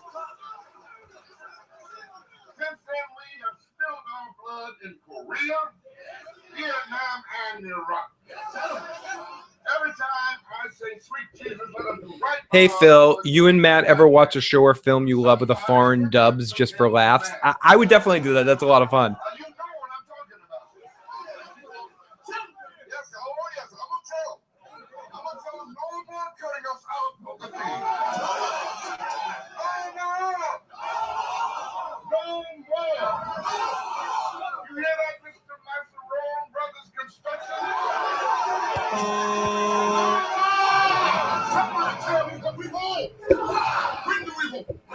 Fuck yeah. Fuck yeah. Hey, Matt. I'm going to visit Chief whose name may not be uttered. Want to come? Grandma? If people want to see more live commentaries, just let me know in the live chat. Definitely want to do some more movies in the future and stuff like that. Stephanie and I are always down to do live commentaries. And my cousin Pete, who was with Matt and I in the Sopranos thing, me and him are trying to come up with a couple things to do. We might do a sports movie series where we do movies like Major League and League of Their Own and shit like that. You're so left-brained. These two are so awesome together. The house is still for sale. The agent still has the listing. And what was the sign doing in the back seat of your car? Don't try to deny it. Don't try to deny it. I'm gonna save a little money. Is that all right? Do you remember Kathy Fiola? There's two people that would never speak to each other in life if they weren't related to each other. She's in real estate now. She said she'd only charge a 3% commission. That's half Tony's. All right? Thousands. Oh, the Mighty Ducks. That would be a good one. You, but maybe Mom could use it. Yeah? Fuck her. Next time you disappear for a week, take that. If Broke leaves a voicemail for the show, I definitely. But Broke is going to be on a feedback show coming up towards the end of the season, probably after episode 7 with Johnny the Irish Wildling and Timo and any of our other friends. But I always love when Broke, if we're lucky enough to get a voicemail from Broke. I just got this text message from my wife right there. If you want to talk about me quoting stuff, because that's from this episode. Sisters. Oh, is this what? Yeah, don't say it. Don't say it. But that's from this episode. Craig and I often, my cousin Craig and I often send text messages back and forth with that line. She just sent it to me now, so I don't know if she's listening to us or what. She could. She could be. I know she does check out the live streams and the podcast. That's funny. All dressed, out of bed. You see my hand? It's all black Oh. and blue. She said no, she's not listening. That's pretty funny. That is good. You don't care. You weren't here 5 minutes. I had to go to the city for a few days. Felicia says, "Hi, wife." Yeah, people say that. Well, I'm like speaking like she's gonna hear me. Talking for the highlight to women's self-esteem. You could never stand it here. I love how Olivia more than anyone, just like Tony, calls her out on all of her bullshit. You think it was easy for me? You don't know the kind of man your father was. What do you mean? Nobody knows. Nobody knows what I went through. What about Daddy? And this is how sick she is. She used to sit there and say he's a saint in earlier episodes. Would kill him to see me now. Your girl Carmela calls her out on that, though. My girl. And says, One of us in this room said that they are sexually attracted to Carmela. Pretty sure that would be your girl. okay, my girl Carmela calls Livia out on that many times, or one time I can think of specifically where she says, funny, I never remember you saying that when he was alive. See how sick she is? Coming to her dying mother's house, she's trying to come steal from her. Sure. Someday. Her mom's not dying at this point. Her mom's faking. Look at that. And they treat you like this. Her mom's manipulating this woman against her daughter. Like to my children on the There's so much manipulation going on right now. Yeah, It's but that's not because even... you love that. You love sick manipulation. I do.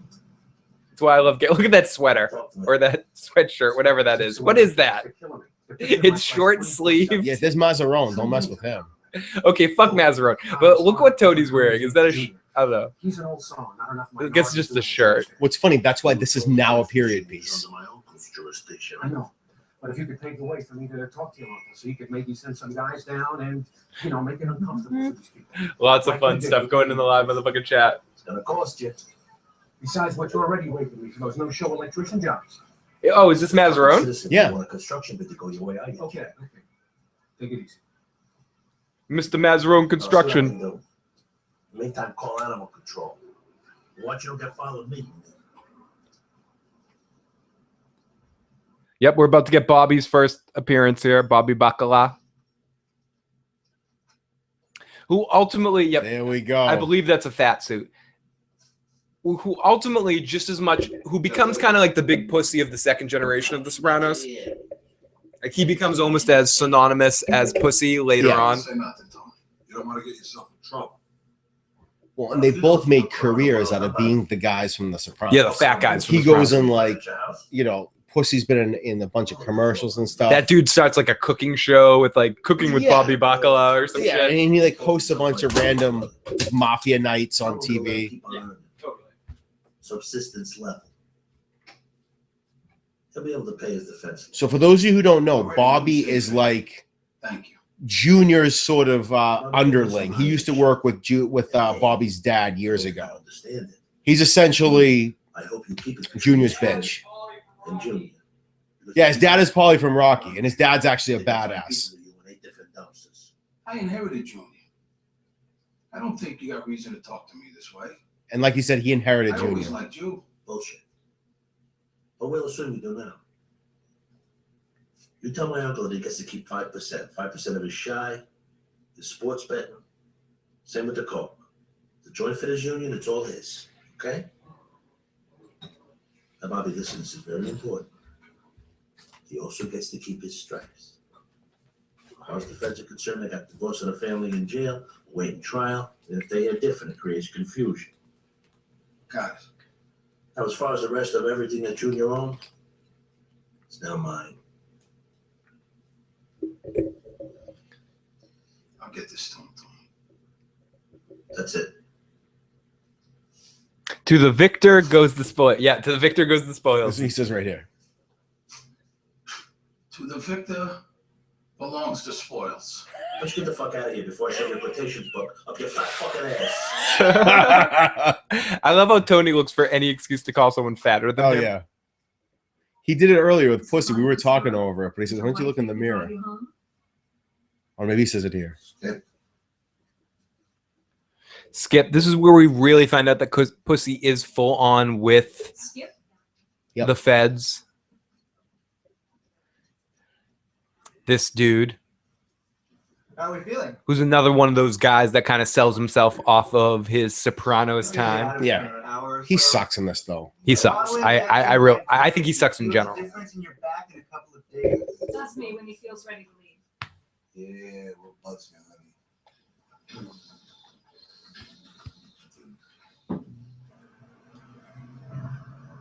My back don't feel one iota different.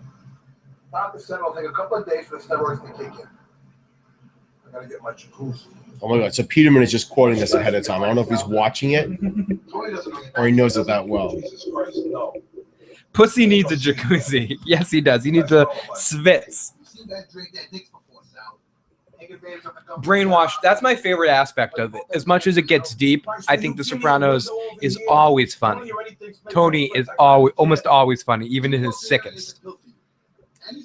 He is, but David Chase, like I said, I probably said before, does a great job of talking about how they screw up the English language, but they don't ever really mock the culture or mock the religion or anything else that these guys are into. Lotus, what's up? You got to hurry up. This fuck tried to suffocate his own mother, Sal. Huh? Scaziad. His own uncle wanted him whacked. You said so yourself. He's been shitting on you for years. I know what I said. Have a good day, Analysis. Thank you so much for the love, buddy. Oh, before you go, Analysis, if you're still here. He just called Tony a yuppie. I love that. I know, I do love that. This man should not be. I want to show everybody. Every time we get one of these. This is crazy foreshadowing right here because they show Junior being like pretending to be really out of it. The characterization of my client as a mafioso. Mr. Soprano has not been found guilty of anything. He's awaiting trial for alleged offenses. Noted, with all due respect to the state's medical facilities, in his condition, Mr. Soprano has every right to pursue the best possible medical. There we go. This is Mr. Soprano is suffering. See what you guys think about that. I'm leaning towards releasing this man from lockup, unless you can demonstrate a serious flight risk. Mr. Soprano, if I approve this, you will be under what is called house arrest. Do you understand this concept? Not really. See, he starts playing dumb here. Yep, he already starts feeding into it. Except for doctor's appointments. The oxygen, it's all an act. Ladies and gentlemen, this is we'll be using this logo, maybe taking over for the logo. We got to experiment with it, see what people think, but this is going to be a logo we're using up and coming, the new issues guy. It's just an extension of another view of the character done by one of your own, Analysis of Thrones.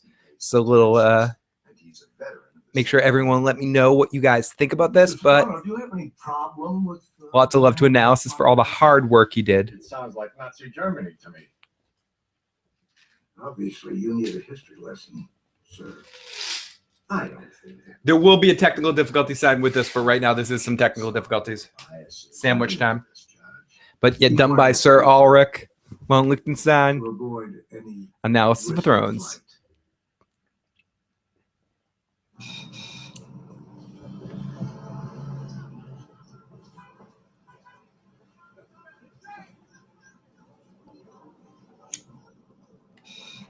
Yeah, speaking of World War II vets.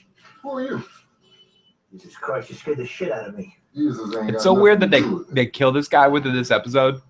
Yeah. What do you want here? Looking for your son. See you around? Your friend? See you around? What do you think this of? Well, come on in.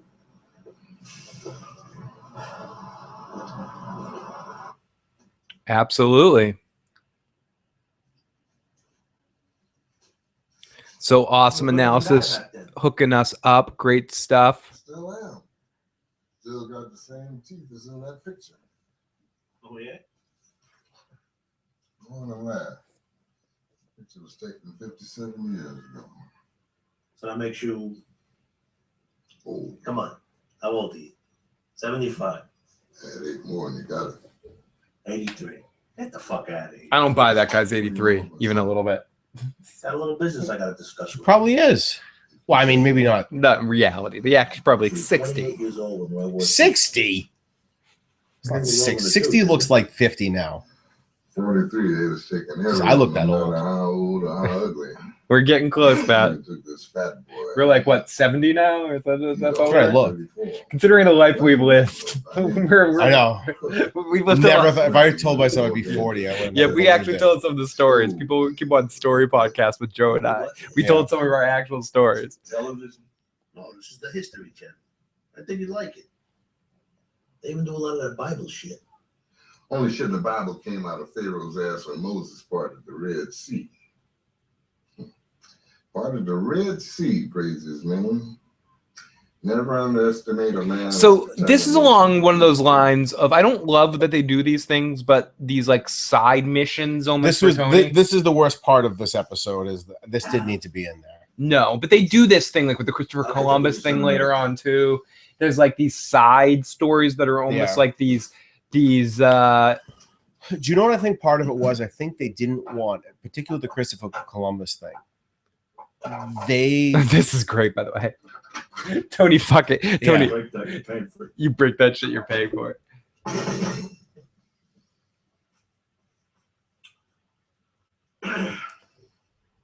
They did get a lot of flack in the show about the negative.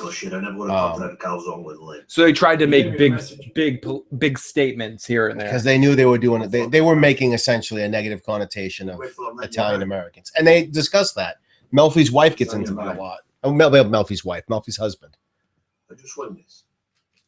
I love this scene. This is where we start to get the doctor's office as an element.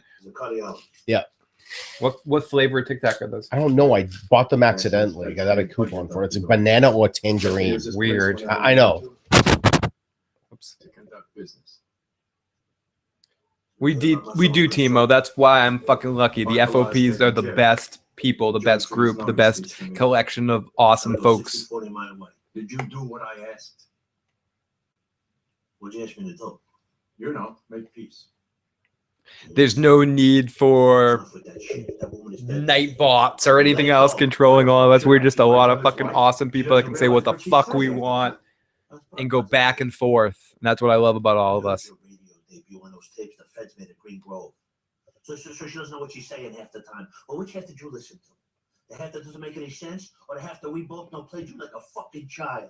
Nobody played me. No, she played you. Know that she was setting you up to get popped.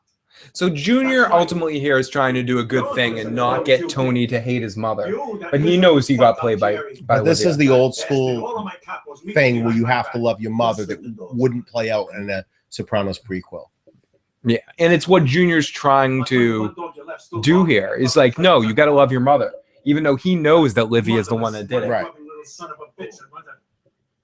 The guy who owns Green Grove, the retirement community. He's like an old fucking lady. He's been going around telling Sopranos. You guys are amazing, and I agree with Tom himself. You guys are my fucking. That's why I love talking to all of you guys. Even implied that me and her. Pooh, that hairpiece motherfucker. That hairpiece motherfucker. Just watch Joe yesterday. Lotus, you hairpiece motherfucker. Joe, where is Lotus? I don't know, that hairpiece motherfucker. Where do Lotus? Got anything to report? I gotta write a report on DNA for biology. Isn't that interesting? I just said I love this. On Inside Edition. Inside There Edition. will be no more unknown soldiers because of DNA now. They will be able to identify every single casualty of combat. That's me smart. I got 1 inch cheese. Oh, straight there. You know, Tommy. She camouflaged. Lotus is like camouflage with it. She's a complete narcissist. I mean, mean. She's like Bobby when he goes hunting. Really, kudos. You are a saint. So you remember when Janice came in a few days ago and was saying how, oh, mom's so sweet and everything else. Now she's on her attacking her mother. Yep. Big baby. Tony's already told her, don't talk about it. She's a psychopath. Tom himself, that's totally. And Tony's so right in her, and you can start to see it start to expose. Like she is like a weed that just like gets in there and then just starts expanding. And exactly, Tom. That's why I like to think of what we do here. It's like a live radio show or a live streaming visual radio show more than it's a podcast or a live stream. It's my fault, man. I hope as time goes on, you stay with us, everybody, and as we develop, even when shows that we love are over, that this thing keeps continuing, we keep having fun, and that's what we're trying to build here. So we appreciate all the support you guys give us and all the energy, again, that you guys put into helping us expand. 3 days, guys. Let's make the most out of this season and build our army. Do I have to really start watching Game of Thrones now? You should. Hey, what did one prick say to the other prick? You see that? That You see what hairpiece happens if you're cursing motherfucker. at the dinner table? Have a good night, Al. Thank you so much, buddy, for the super chat earlier.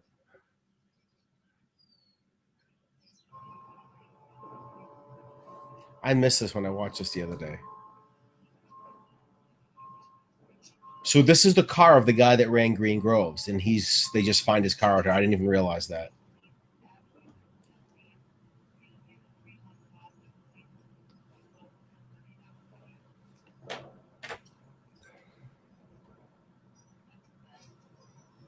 Oh, there's the hairpiece.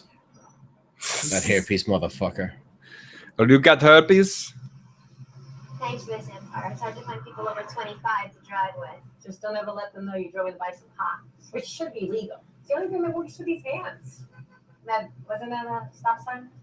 I just hate the way he thinks he can talk to you. It's so Green Grove must have crazy weed. Star Trek Orville will keep us busy after Game of Thrones Season 7 ends.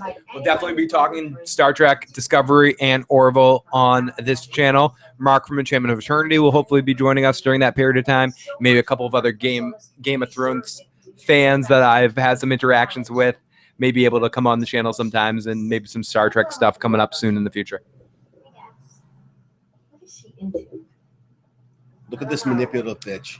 Negativity? What is grandma into so she can go in there and suck Yep, up? as she's getting weed from his brother's daughter. My dad used to try and find me these old records, these sisters. Oh, the Castro sisters, right. The Andrews sisters would have been too easy. Used to bring her that Mario lasagna guy. Oh, yeah. Yeah, Mark is good people. Mark is a very chill dude, and out of all the people on YouTube, he was the very first person to reach out to our channel and like ask me to be on their channel. So yeah, Mark's good people. Even news. Oh yeah. And this thus starts the best pair, maybe one of the best pairs in Sopranos history. Yeah. Which ultimately leads into Junior watching Curb Your Enthusiasm and being like, wait, is that me? Maybe I should get a new friend. Felicia. What's wrong with that? Yeah, Bobby and Junior could have had their own spinoff. That's absolutely true. Yeah. I've never seen a Bill. Nice country. They're hilarious together. I got cataracts. My father told me never get old. Should have listened to him. It just becomes this like comedic. This is absurd right here. That Chinaman. You get to the exam, the doctor says, I know why you're having trouble. Chinaman says, why? The doctor says, you have a cataract. Chinaman says, no, I have a Lincoln Continental. Oh my. You don't get it? And then Bobby here. No, I get it. He drives a Lincoln. They just have such great chemistry in their And they're balance. stuck with each other. Yeah. They're stuck with each other. They can't, Tony needs anyone he can trust. And he knows he's Tony. I mean, sorry, Junior does. And he knows he's Junior's bitch. Oh, it's so funny. And just even the looks, like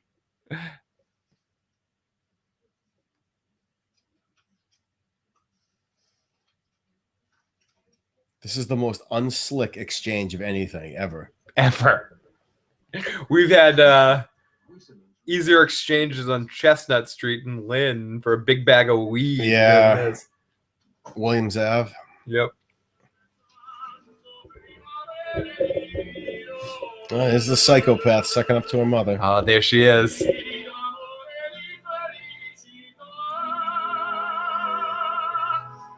Have a good night, Felicia. Thank you so much for checking out the live stream. Talk to you very soon. Bye, Felicia. Yep. Yeah, see, Bye, everyone's gonna say Felicia. Yeah, bye, Felicia. Yeah, here we go. Here comes the bye, Felicias. Bye, Felicia. No, but thank you so much for checking out the stream. Oh, she talked in Italian. What a bitch. Never forgot how much you liked a good tenor. Phil likes a good tenor, too. I do. I don't even know what that means, what I'm trying to say. You do. You know. Martin Ed Sullivan. I don't think we ever missed a Sunday. Oh my God. Music has charms, man. Thank God, huh? The look in Janice's eye as she's trying to manipulate her mother is She's not sucking up to her mother. You're out of your mind. She's manipulating. She's manipulating her. She knows how to hit all of her mother's buttons. Her mother's out of it. She starts calling everyone Johnny. That's fake. She's faking. I forgot all about Richie doing yoga. That's incredible.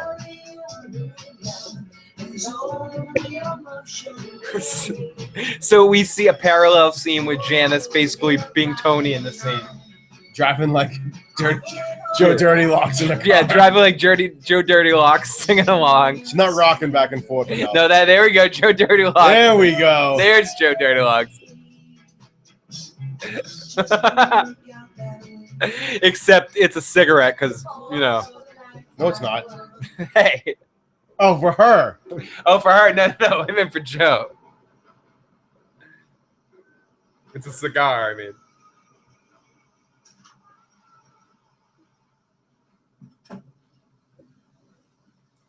One of my wife's two favorite lines is right here. Bobby, look at Bobby trying to waddle his way over that. That's an obvious fat suit. You to start to seriously consider salads. That's one of the lines. I think you said that before the show started Yeah. yourself. The salad joke is coming. Yeah, the salad joke is coming. Who wants to know when? Tomorrow morning.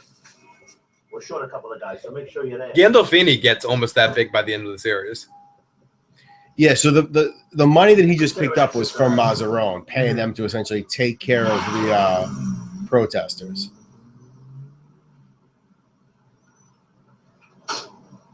Fat fuck. So look in the mirror sometime, you insensitive cocksucker. Tony was sitting down. Wait, can I rewind that for a second? DNA, it's invisible, right? But guess how many nucleotides are on each strand? Guess, Matt. 100 million. 100 million. That's amazing. Wow, AJ's a genius. Fucking hate him. AJ's such a genius. In fairness, AJ gets even more annoying as time goes on. Yeah, Like and then he annoyingly starts getting pussy too, not big pussy, but other stuff. It's so annoying. There's your girl, Phil. You guys started without me. What's the server name? The mirror is gonna steal our soul. Janice, you know what time we eat. If you're gonna be late, call. Well, you're not gonna eat. Wasn't Tony late?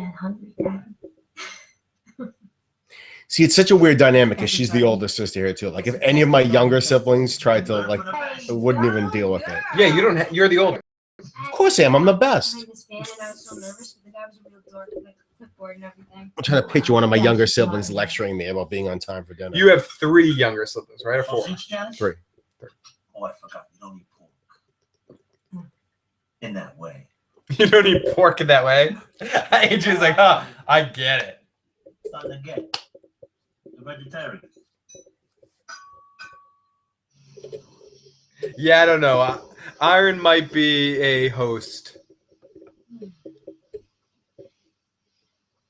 This scene right here is probably the coolest that Tony and Janice ever are together. Yeah. They're just so chill in this scene together. And they're total siblings. You can tell that. Yeah. Listen, when you were in Seattle, you ever drive by Jimi Hendrix's house? You can feel exactly. You can feel. I mean, I don't have any brothers and sisters, so I don't really know, but you can definitely feel that they are. You know, Tony. That I connection. know it's not your favorite subject, but we had some really great news. Tom already likes you, Matt. Thank you, Tom. Yourself. It's not going to be long before they release it. How could she make tremendous strides when there's nothing wrong with her in the first place? It's called face-saving therapy. Oh my God. See, all the women in this family are just so screwed up. I sound like you. Why are you attacking? Are you sexist, Matt? No, I'm not, because Carmela's perfectly normal and fine and wonderful. Carmela's not normal and fine. Are you insane? Carmela's normal and fine. Yes. You're ridiculous. Tony, it is her house. Dead people don't have houses. Daddy bought that house. Dead people don't have houses. Dead people don't have houses. Seriously, up until season 6, every line that comes out of Tony's mouth could be considered a fucking like a stand-up comedy. Yeah. Return. Yeah, Timo, exactly, Timo. Stop being sexist, Matt. Why? There's nothing wrong with Carmela. She's amazing. Someone says Matt's Newman. I'm Newman? That's messed up. Oh my god. Hello, Matt. No, not happening. So Phil's Kramer in this situation? I'll take it. No, that's Bob Sacamano over there. Oh, fuck you, dude. He's never been in the show. What was Kramer's other buddy? There was Bob Sacamano, and then he had another buddy he talked to, Melson or whatever. I have a podcast for you to listen to. A Sopranos. You've told me this so many times. I've never listened to it. A Seinfeld podcast. They do every episode. It's pretty funny. Tom's George. I was considering myself. Oh, here's your boys right here. What the fuck? Hey, Tony, what's up, buddy? Am I supposed to be sitting there, you fucking idiots? No, look at the jerk offs. Oh, whoops.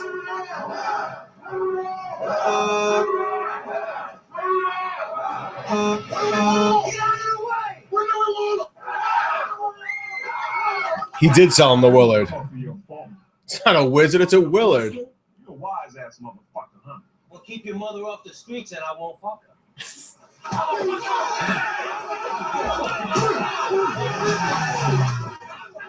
Watch Bobby Bacala. He's out of breath after 2 shots here. Yeah, he tries to walk. He tries to run, and he's just like, oh, I can't do that.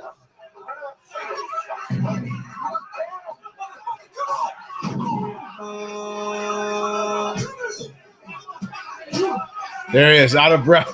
Felicia is back. Felicia couldn't stay away. I love to see you. Yeah, I love Christopher. Christopher's amazing. Yeah, at age 73, a heart failure. Livia enjoying every moment of this extra attention. Want to go home? Home? Back to the house? My house? No, Livia ultimately wants to go back to Green Grove because she fucking loves it there. Because she knows her daughter's a psychopath and doesn't want to live with her. She doesn't want to get involved in all of this. No. Oh, it's not that bad.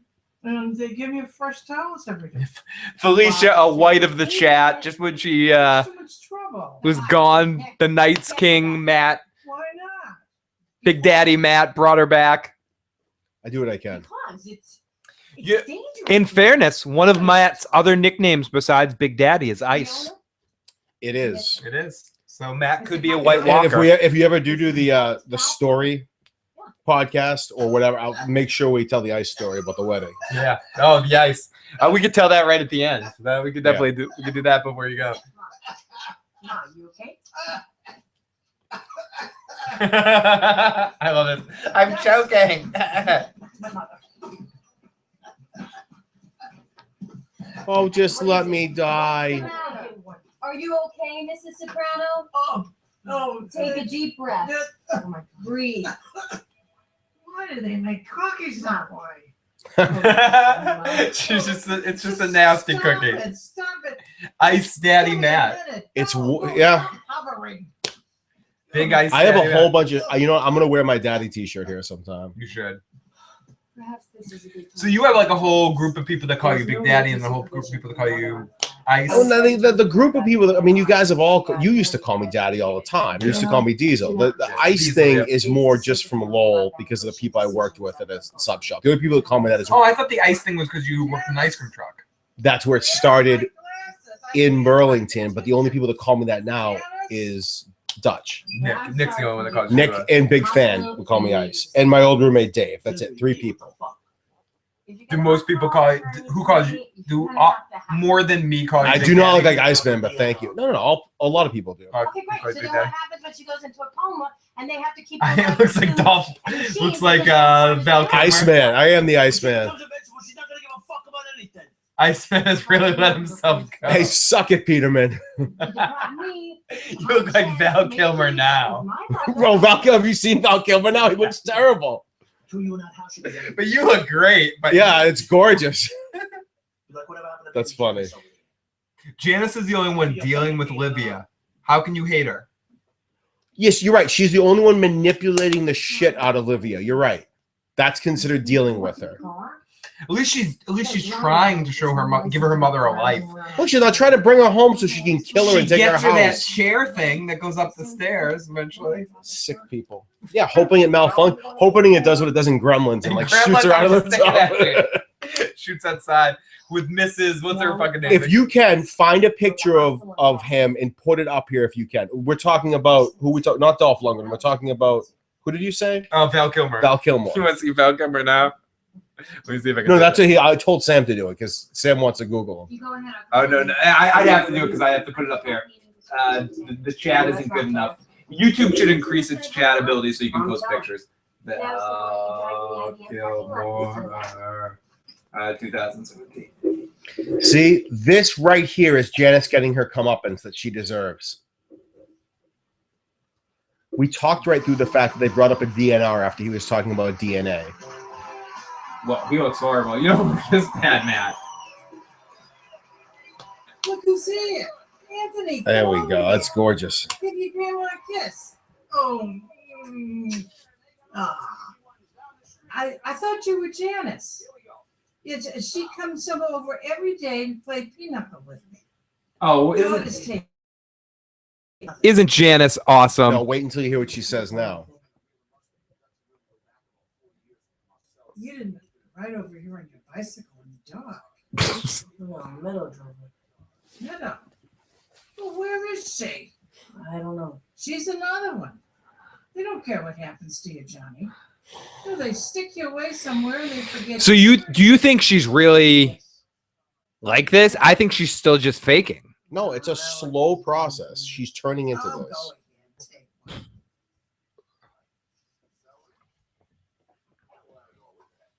He's not even washing his hands. He's not even washing his hands. She's talking about the chef, not him.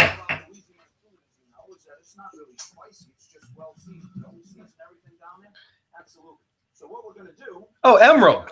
He's gonna do a little bang. Grandma? Isn't it interesting how Emerald started the whole cooking show thing and ultimately DNA? he's nothing now? It's like You're talking about your Right. DNA. So is that like similar? And This is where they find out about it. Janice, they were talking about me. That's right, About your because they're a DNR. manipulative bitch. Because that's what's confusing. Like DNA, everybody's got that. She thinks I should have a DNR. Or that dad should give it to you or something. Because what if you went to a coma or something? But DNA doesn't prevent comas, does it? I don't know. I gotta do this report by Monday.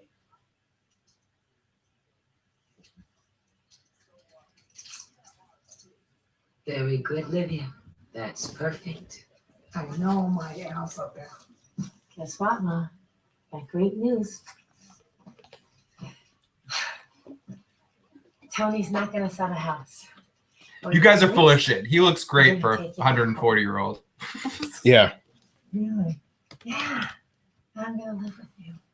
He hung out too much with Marlon Brando at the end of his life. So you cannot resuscitate. Oh, there you go. Tell her. Oh, I've seen that movie with Richard Widmark. Movie, Ma? Oh, Mrs. Soprano. No, take this one. I love this is where Olivia turns it around on her. She sells them and she takes the money to Newark. This is where Olivia's like, I know She everything. buys amphetamines. She's like, this is where I know everything you just tried to do. Yep. Like, I know every step you tried to play. She's the master. Yeah, you gonna try to play me, Janice? You think you can get one over me this whole episode? I started this shit. I started this shit. You think you can? You can't bullshit a bullshit artist. You can't bullshit the I master. gotta catch up on some charts. Janice, what did I tell you last week? Where did I put my money? I know this is very important. No, I must have put it somewhere. And this is just, I think this whole money thing is just her fucking with Janice. Yeah. Like a lot of people, that's one of those ongoing questions with the Russian, like, where's the money? Like, I think Livia, this is just Livia fucking with Janice. Yeah. Knowing what Janice wants, and she's like, okay, It's something else. I'm going to pretend that there's money there because I'm going to fuck with you. You can't bullshit a bullshitter. You can't. Especially. What is that? That's the weirdest part of this. I almost want to rewind that. Rewind that. That makes no sense. Well, what the fuck was that? Let's not worry about It shows you how mentally ill Janice is. Sorry, I might have rewound it a little too much, but whatever. Oh shit! What am I doing? Oh, that was smooth. Oh no, that was smooth. It's because the controller is running out of power a little bit, so I'm like panicking to make sure I do it quickly. Well, What did I tell you? Here we go. Where'd I put my money? Yeah, it's concentrate. I think it's just one of those like almost an Oliver Stone kind of thing where you just get inside Janice's mind. Yeah. In case of fire escape, like she's not paying attention. She's just like, money? What? Yeah, but look at this. Watch what happens What here. you thinking about? My name's Janice. Janice, Mom. You named me. It's something else you threw away of mine. What the hell is that? It was Livia's face. Are you sure? I know what it was. I've seen The Sopranos like 17,000 times. I don't think I've ever noticed I never that. saw it until I watched it the other day. Let's not worry about I don't think I've ever noticed that. it. It's fucked up, right? So she's imagining Livia dying and taking the money right there and taking the house and taking everything? Yeah. Fuck, Janice is fucking sick. Oh, sorry, Timo. That's what you get for talking shit, though. You and Timo in real life, like if you ever met Timo, I don't know why I'm saying this. You guys would get along so well. I can't even explain it. They're my wife's second favorite line. Oh, this is Craig the Thief and I. We talk about Sisters cunt. Yes, sisters cunt. Sisters cunt is maybe the best line in The Sopranos history. Yes, sisters cunt. Sisters cunt.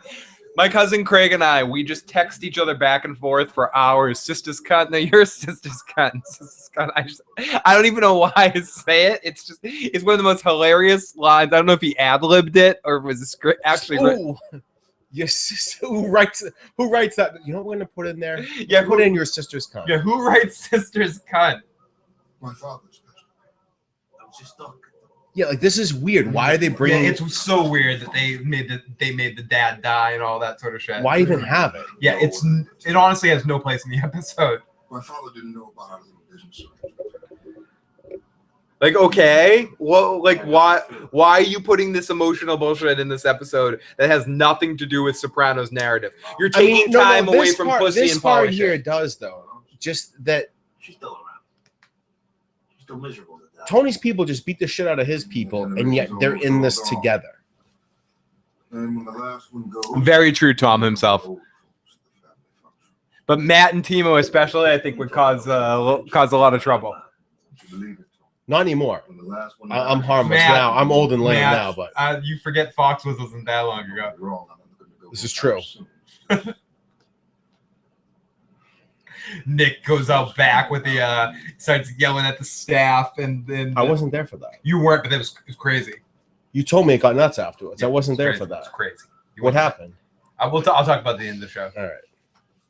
Showing to the demonstration bus stop. Basically, Nick got ripped off at the casino table, and he forced himself out back to watch the cameras to prove that he got fucked up, and he won. Yeah, how'd you do overall? Really? Yes, How much That's money? what give me $5. like $600 or something. He Oh was well, back. that's worth going to cause a scene over. Yeah, they said he did some bet that he never did, and he was like, I never did the fucking bet, and he like made them take him back to watch the video of him doing the bet, and they're like, oh, you're right, and they gave him back his money. Love it. Probably wasted, right? Oh, fucking shit face. That's like, about right. like gone, like scream. I was like, dude, shut up. Like, you're making the scene. He's like, no, they fucking ripped me off. I'm like, dude, stop. And I was so wrong.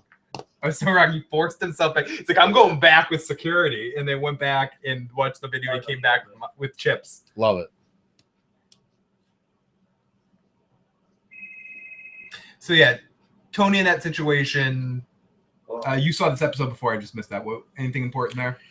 Says sorry about your dad. Where is he now? I don't know. There was something about how his people can't actually know that he's in on this because they'll be calling for his blood. They can't believe that he got money as part of this. This is an interesting scene right here. Olivia calls Carmela. Because I know Johnny's at work.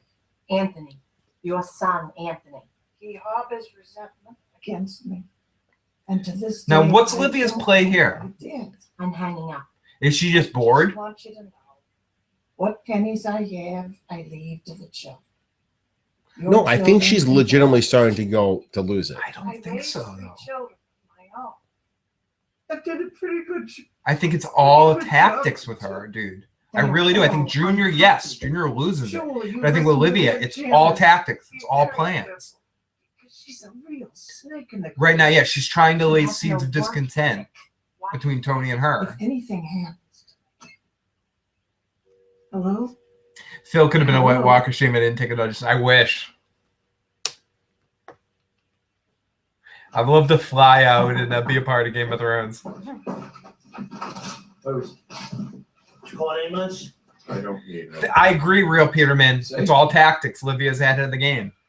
I agree. The best part of this is, Phil, you have seen the movie. Obviously, you've seen the movie The Bodyguard. Yes. You're about to see it again right now. Oh yeah, where Tony grabs her and goes. No, not where her. it goes her, meaning Junior. Yeah. I don't need a fucking.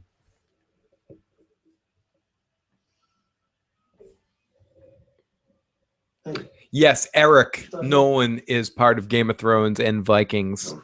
If I ever flew out there, I'm sure Eric could get me a walk on or something. Maybe I'm not sure, but I'd love to fly out there and be an extra.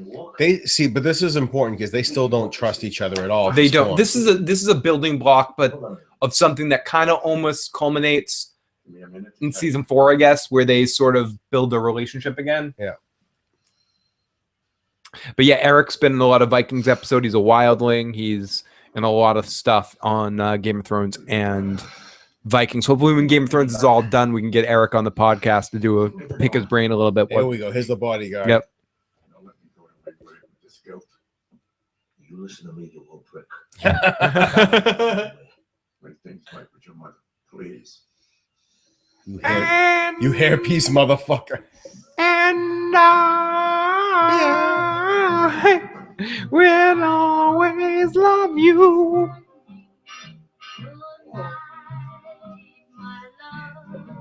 And that is the end of our second episode that we will be talking about tonight. Sopranos' first 2 episodes of season 2. Off to an amazing start. These 2 episodes are almost both, like, there's a lot of good episodes in season 1, but I almost like both these episodes better than most of season 1. Yeah. And I don't realize it because I haven't seen the whole series through and through so many times. I watch a lot of the middle ones, but not a lot of Christopher in this one. No, not a lot of Christopher in this I don't think at all, maybe. No, we Pussy saw in this one? Did we see Christopher at all in this episode? I don't think so. We didn't see Pussy? We didn't see... No, we saw Pussy. Pussy was at the end there. When? When Pussy, Polly? No, Pussy was definitely in this episode. We just saw Pussy. Polly we didn't see? No. Oh, no. They showed up. They might have shown up at the Mazaron construction. Oh, yeah. No, we saw Christopher starting a fight. Like, he had a couple That's of right. big lines. Christopher definitely started the fight. No, we definitely saw Christopher. But Polly and... I don't know if there was Polly I don't think we and saw Syl Polly. in No, this one. no Polly, no Syl, but we did see Pussy. Yeah. We saw Pussy and Christopher. So this is leading into season 2. Again, probably my favorite season of The Sopranos altogether. Matt and I will be back in sometime in August to do another episode, maybe on a Friday or a Saturday evening with Craig and Pete for a bigger stream. Okay. Or maybe just Matt and I. Who knows? And I also have, just so you know, I found I can get them from work anytime I need the buzzers for if you ever do that music. Oh, you can. Okay. Can you do that even in your summer break? Yeah, I can go in. I can get into the room. The guy's Okay. teaching all summer, so I can get So in. we're going to do some trivia as well. A lot of great channels are popping up as trivia channels. We are going to do that as well and do some trivia, but some more in-house trivia where Matt to get some buzzers back on our old radio show back in like 2008 or something. Yeah. Matt and my cousin Craig and my cousin Allen had separate music competitions where I did a trivia competition with Matt and Allen. Or maybe me and Craig. No, it was. I think Allen was the incumbent. I gave Allen the respect of being like he's the best, and it was you and Craig to see who was going to face off against Allen. Okay. because I think Alan's just someone I give like amazing trivia respect to. My cousin Al, who hasn't been on the podcast, particularly for music. Yeah, right. particularly him and my cousin Craig would be the ultimate on that Jamie Foxx game show. Good night, Sam. Yeah, they were just good night, Sam. Thank you so much for checking out the live stream and lots of love. Great duty as the mod today, Sam. So my cousins are. It is so mafia. Our great trivia. Oh, anyone that's here just for the Sopranos? This is probably the end of the Sopranos stream. We're gonna get a little ranty here at this point. Yeah. So Matt and Craig faced off in a trivia competition, and it was very, very close. And Craig edged out Matt by 1 or 2 questions at the end, I believe. And then Craig and Alan, who are twin brothers, faced off, and Craig beat Alan. But there's been a lot of shit talk since then. So I've been wanting to have another big trivia battle. Yeah, and it was very controversial. The question that like they still bring up Alan Jackson to this day. So. Yeah, it was an Alan Jackson question that Craig got. So we want to bring back the trivia. So I'm going to have a 3-way trivia competition between Matt, Alan, and Craig with music. Just music, right? Just music trivia. Yeah, because I'd kill them in anything else. Oh, maybe not Alan and certain stuff. But. I'd be competitive with you with like television and movie trivia. Yeah, probably. General trivia, no, I'd lose. Like that's when we go. Like the trivia team that I go with. Actually, if Peterman's still here, the Van Buren boys, people have their own specialties like that they are good at. And there's like the PD is the TV and movie guy. He knows the stuff he knows about movies is unbelievable. PD's a great guy that I played poker with before and one of Matt's best friends. Great dude and huge Zelda fan, as Quixote and Analysis follow me on the other channel, Dirty Issues, and some of my Zelda streams. PD's a great guy, so I don't know if you ever watch this at any point in time. Lots of love to you, PD. He probably doesn't know this is happening. Oh no, he'll never know this. He'll never.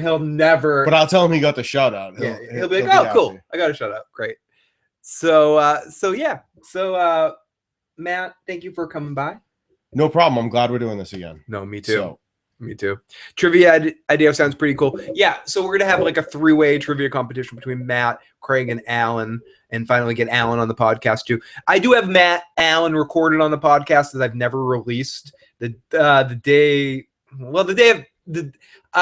day that it was a bad day in my life, and I had a lot of my friends and family come on the trivia. Oh, it's awkward. I was gonna like interrupt you saying. No, I want to read what Peterman said. Do it. I can't. I'm not going to touch your computer because I'm an old man. A tough trivia for Matt. How many countries does Seinfeld main cast go to outside of U.S. homeland? 1. India. They definitely went to India. But Elaine is in Europe with Putty. I know because you're talking about Kroners at the end. Remember they have the whole fight in the plane. But do we ever see her in Europe? I don't believe so. But she also dates the British guy when he comes back here. The guy with the suit. Oh, Jesus. They were going to Paris in the last episode and never made it. No. I'm gonna go with 1. That they actually who knows if they even filmed in India, but were they actually but on the show. All right, so no. She goes and finds Peterman in Burma at one point. So that's when 2. He's gone crazy. Oh yeah, Burma. Yep, 2. Any more?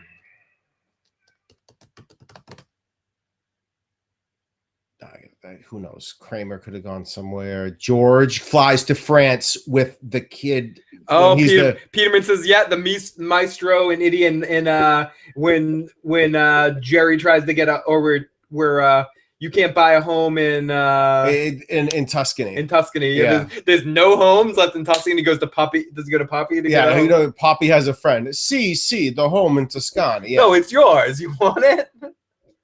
And George has to fly to France to bring that kid back there when he's being the big brother too. But I don't remember I don't think they actually like land there. That's the thing. If it's actually filming, I'm gonna say Burma, Tuscany if he actually goes there. So 3 and India. Sure. 3? Sure. Matt's answer is 3. And Iron. But this is going off the top of my head. This is not going through every single episode, obviously. But Iron says there needs to be an app that reads the comments while listening to the legend. Actually, the PlayStation has that will read the lines in a computer voice. I actually wish they could have that. So Peterman, tell me. Yep. Also, Kramer. That's not out of the country. Technically, I'm going to call Hawaii. That's a state of the U.S., so I'm not counting that. Okay, so what is the answer? Not counting Hawaii, real Peterman. wait to catch up. Do you have the answer, or are you just like asking? No, because it's messed up if you're just asking and we don't know. We're just, if it turns out you're really an expert in Sopranos but don't know with Seinfeld, that's really screwed with a up. name like Real Peterman, he's got to know Seinfeld as much right. as he knows The Sopranos. Quixote says 2, but I think we've already figured out it's at least 3, right? If they film in Tuscany, but I think they do. I don't know if they film there, but we're saying that I know he shows up there to get it. I think once he gets the keys, he shows up there, but I don't remember. Damn it. No, but definitely Burma, because she shows up there and he's in a cave. Peterman is. The horror. Trivia troll. Ask questions. Yeah, that's so messed up if he does that and no one knows. Burma ending Tuscany, Paris. Okay. So 4, yep. 4. Good. I think we named all those. Like we said Paris. I think we said 3, but named 4. Yeah, look, George goes to Paris with the kid, and oh yeah, when he has to bring the kid to Paris to talk. Oh, I remember that. He's supposed to go with his parents. He goes, here, send this postcard when you go there, because he's trying to get out of being a big brother. So, actually, his dad needs to go. His dad was there. So. We need a belly flop competition. That's fine. I win that all day long. Joe used to be bigger than me, but I am the biggest now. I win that all day. That doesn't mean you win the belly flop competition. No, I used to do it at camp. I used to win at camp. I know how to do it. Devin would be, Dworkin would be competition. Because he'd own it. For me, it's hard to jump and get yourself to land. It hurts, goddammit. I know. Domesticated Dworkin's a little different, though. Right. Well, that's the thing. We're all old now. Yeah, we are very old. I want more questions, Peterman. We'll take 2 more trivia questions before we go. Before Matt's gonna be like, I want to fucking leave. Matt's done with the trivia, but go ahead. Yeah, give us 2 more trivia questions if they exist about anything. General trivia works. Anything but Game of Thrones for Matt. Yeah, and in fact, Seinfeld trivia, I'm all about too. So Matt, you want to plan to do this again sometime in August? Sure. And after August 11th, I'm done working. I'm working like Monday through Thursday, just till noon. So maybe we could do more than one in August. Maybe you and me can do a couple more episodes. I'd rather. The only other thing I'm doing is that other job, which we don't need to talk about right now, but that's whenever I want to do it. So. I'd rather have the bigger crew around, like big episodes. Like if it's just like episodes. What was George off-Broadway play? His off-Broadway play. What was that's a good question, and I'm not going to get it right now. George's off-Broadway play. I don't know at all. I have to recuse myself of this question. No, I am too. I don't know. That he lied to the net. Oh, fuck. Oh, shit. I know exactly. Like I can hear him saying it. Yeah. I don't have it. I'm sorry. Oh, it sounds like Lady Issues is home. Lady Issues? Yeah, Issues. That's new. The Lady What are you guys doing? Lady of the Issues. Oh, this has devolved into us answering Seinfeld trivia questions posted by the real Peterman. Oh yeah. Yeah. By the real Peterman. Yeah, the real Peterman. Oh yeah, this is all Seinfeld. Something is in there for you. Oh, here. Yep. Everybody, Stephanie. Hi, Stephanie. Hi, Stephanie. How are you enjoying your rewatch of Game of Thrones so far? It's better than the first time. Better than the if first that's time. even possible. Wow. But I'm not good at remembering and picking up on the little details. It's a very I wonder why. complex. Well, that would not make sense considering him. True. Although he just saw something he had never seen in a Sopranos episode before. Yeah, we both missed it. We rewound it. Well, that's, I mean, once in a blue moon. People are getting sick of looking at my hippie ass. Make sure smile at the camera. Yeah. Oh wait. Oh wait, are you? My ass? Is my ass on camera? No, I don't think your ass is on camera yet. Should be. It should be. Yeah, it should have its own channel. I feel the same way with rewatches, Stephanie. It just keeps getting better and better. So what was the answer to that trivia question? Yeah, what was the name of the play? Yeah, we're not going to know. It wasn't Cry Cry Again. It wasn't The Death Blow. And then they cried. And then they cried. Again. Oh, wait a minute. We're not even on the story. None of us are on camera. Do you have that other background up now? None of you was on camera, Stephanie. Oh, that's nice. Hi, bye. Oh, bye. Have a good night. Oh, I had to tell you a story, but if you'll be here Saturday night, I'll tell you a little bit. No, we're gonna. Don't worry about it. No, it's a story. I was gonna talk to you about the person you met while you were out to dinner with Phil. I had the we really messed up stories. Okay. That's all. But if you I don't, knew I want to hear the rest of that story. But I should. I mean, No, you'll be here Saturday, probably, right? I'll probably be around for the most part. I'm probably gonna go out, but. Oh yeah, she's too good for game night. Well, I don't. it's dude Who wants to night. hang? Yeah, seriously. Dude night. I like. That's like, who I wants to get hang out with a lots of- room I full get of lots dudes? Girl time, so it's only fair that I give you your guy time when your guys are here, right? People are flying in for this. I guess. Yeah, Elia's flying in for Really, game night. let's just put it. No, let me rephrase it. The really filthy rich kid is flying in. Yeah, for the this. rich guy's flying in for the guy who's an asshole. The rest of the kids have to Yeah. work because they're The so guy broke who's down. making this happen because he's rich and he's like, I'm Yeah. flying the fuck in. So, you know, what are you gonna do? So Yeah. Tom himself says, make the Stephanie's Ass channel. It'd be awesome if it was just like a camera on Stephanie's ass doing reviews of stuff called the Can Stephanie's I Ass be like channel. Ace Ventura where I'm Yeah. like, make my ass talk? Exactly. May I ask you a few questions? Tell me, people, if you want Stephanie's Ass reviews channel happen. If enough people vote for that, I will make my ass talk on camera. Yeah, we'll do Stephanie's Ass And- talk on And camera. I don't mean farting. Which I can do too. Tom himself advocates Alright, for the come on. Stephanie Ass channel on the road to 100,000 Alright, let me subs. know, babe. Maybe we'll have to do it on the channel just because I want to get those subs and do it as a playlist.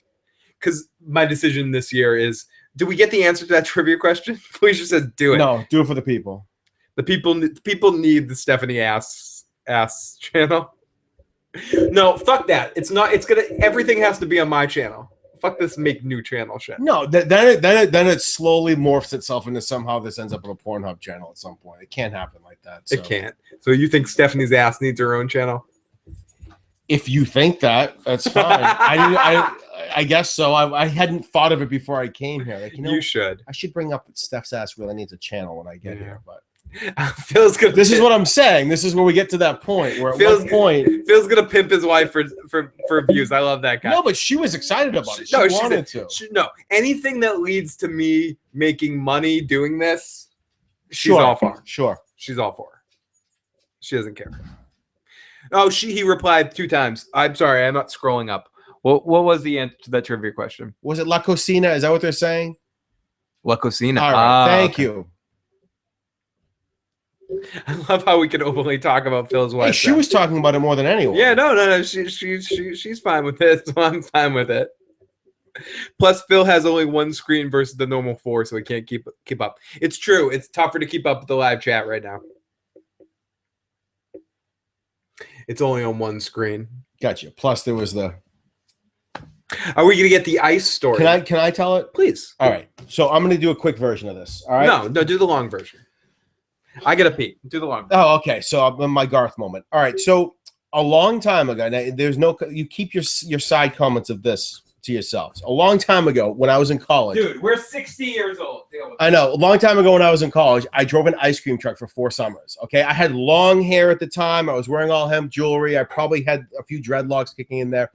So I worked when I was in college. I did this for 4 summers. It sounds like a total pedophile, but I really wasn't. Oh, wow. Phil, they just said Steph seems more popular than you. Well, you have your 2 options. You can look at Steph. You can look at Phil. You guys make your choice. So these guys I worked with at this, I met these guys in this pizza shop when I drove the ice cream truck. I'm telling the ice story. I met these guys at the sub shop, and I would trade them like Choco Tacos for pizza. Huge stoners, but that's a different story for a different day.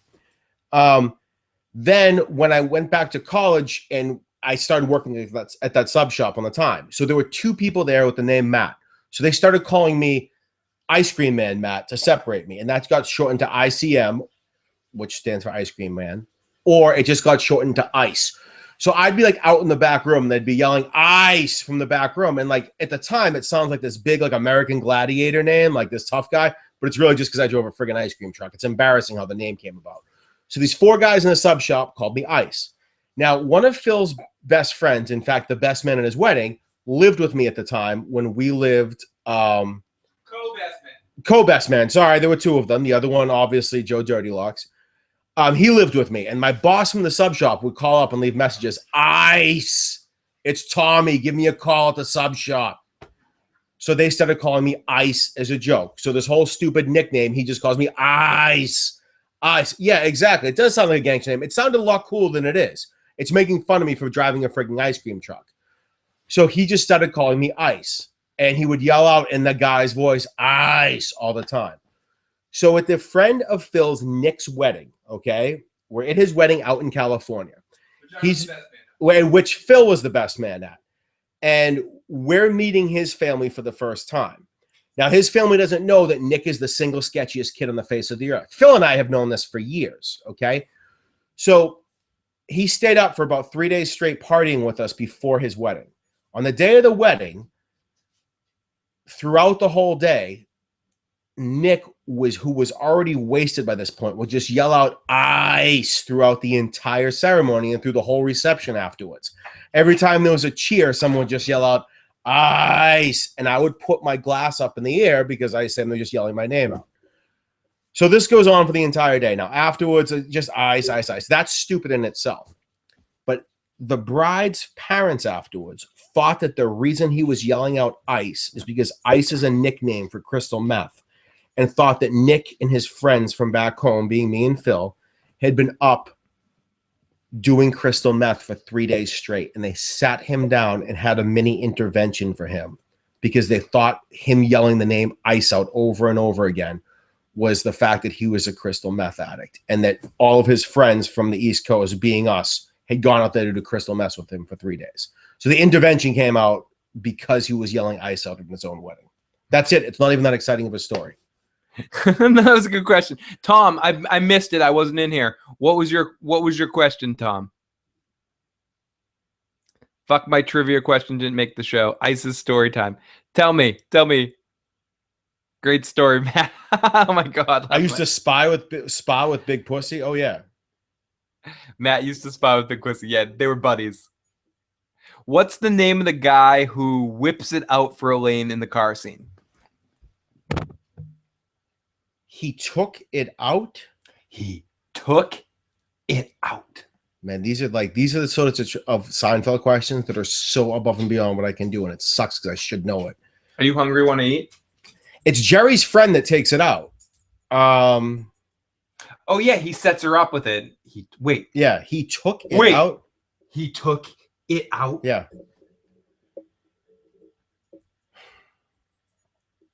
Do you have an answer, Matt? No, I don't. And now I'm embarrassed because I'm like, oh, I know all this Seinfeld stuff. Oh, wow. Look at that practical use of the emojis. It's true. Super practical use. Matt, you're failing at this trivia. I know. It sucks. So we didn't get that question. So what was the name? Phil Totola. Yeah. Oh, good answer, real Peterman. What a depressing way to end the stream, Matt. No, now Peterman, I don't want you looking this up. Here's my question for you. Do you remember the names of the three? Now, the problem is I don't remember the names either, but I want to know how deep his knowledge is without looking this up, real Peterman. We don't know. Peterman, what are the names of the three people in the Bizarro Jerry episode that are the three guys that take the place of Kramer, George, and Jerry? You're right. You're not supposed to say it, Phil. This is for real Peterman. Okay. I know one. Yep. What was the Kramer's name? He's easy because he says it's so-and-so from across the hall. And I probably just helped Peterman if he didn't remember it. It was... he knocks on the door and they don't answer it. He'd be like, it's so-and-so from across the hall. The Stephanie Ass channel is back. Stephanie, they're desperate for this to actually happen. Desperate for that shit. And then they just made fun of the fact that Phil's pimping his wife out, so it's a good time. Hey, anything that gets us to 100 subscribers and shaves my eyebrows. What? Where's my Oh no, I didn't get that. My jar. It's on the bar, isn't it? Is it Feldman? Is that the Kramer one? You know who I'm thinking of is Farbman, who's the guy who makes the stupid chest of drawers for it's a Farbman. No, I definitely think one of them is Feldman. And then what was the Jerry's name? He's actually in 2 episodes. He's in the episode before as Elaine's boyfriend, but then they decided to just be friends.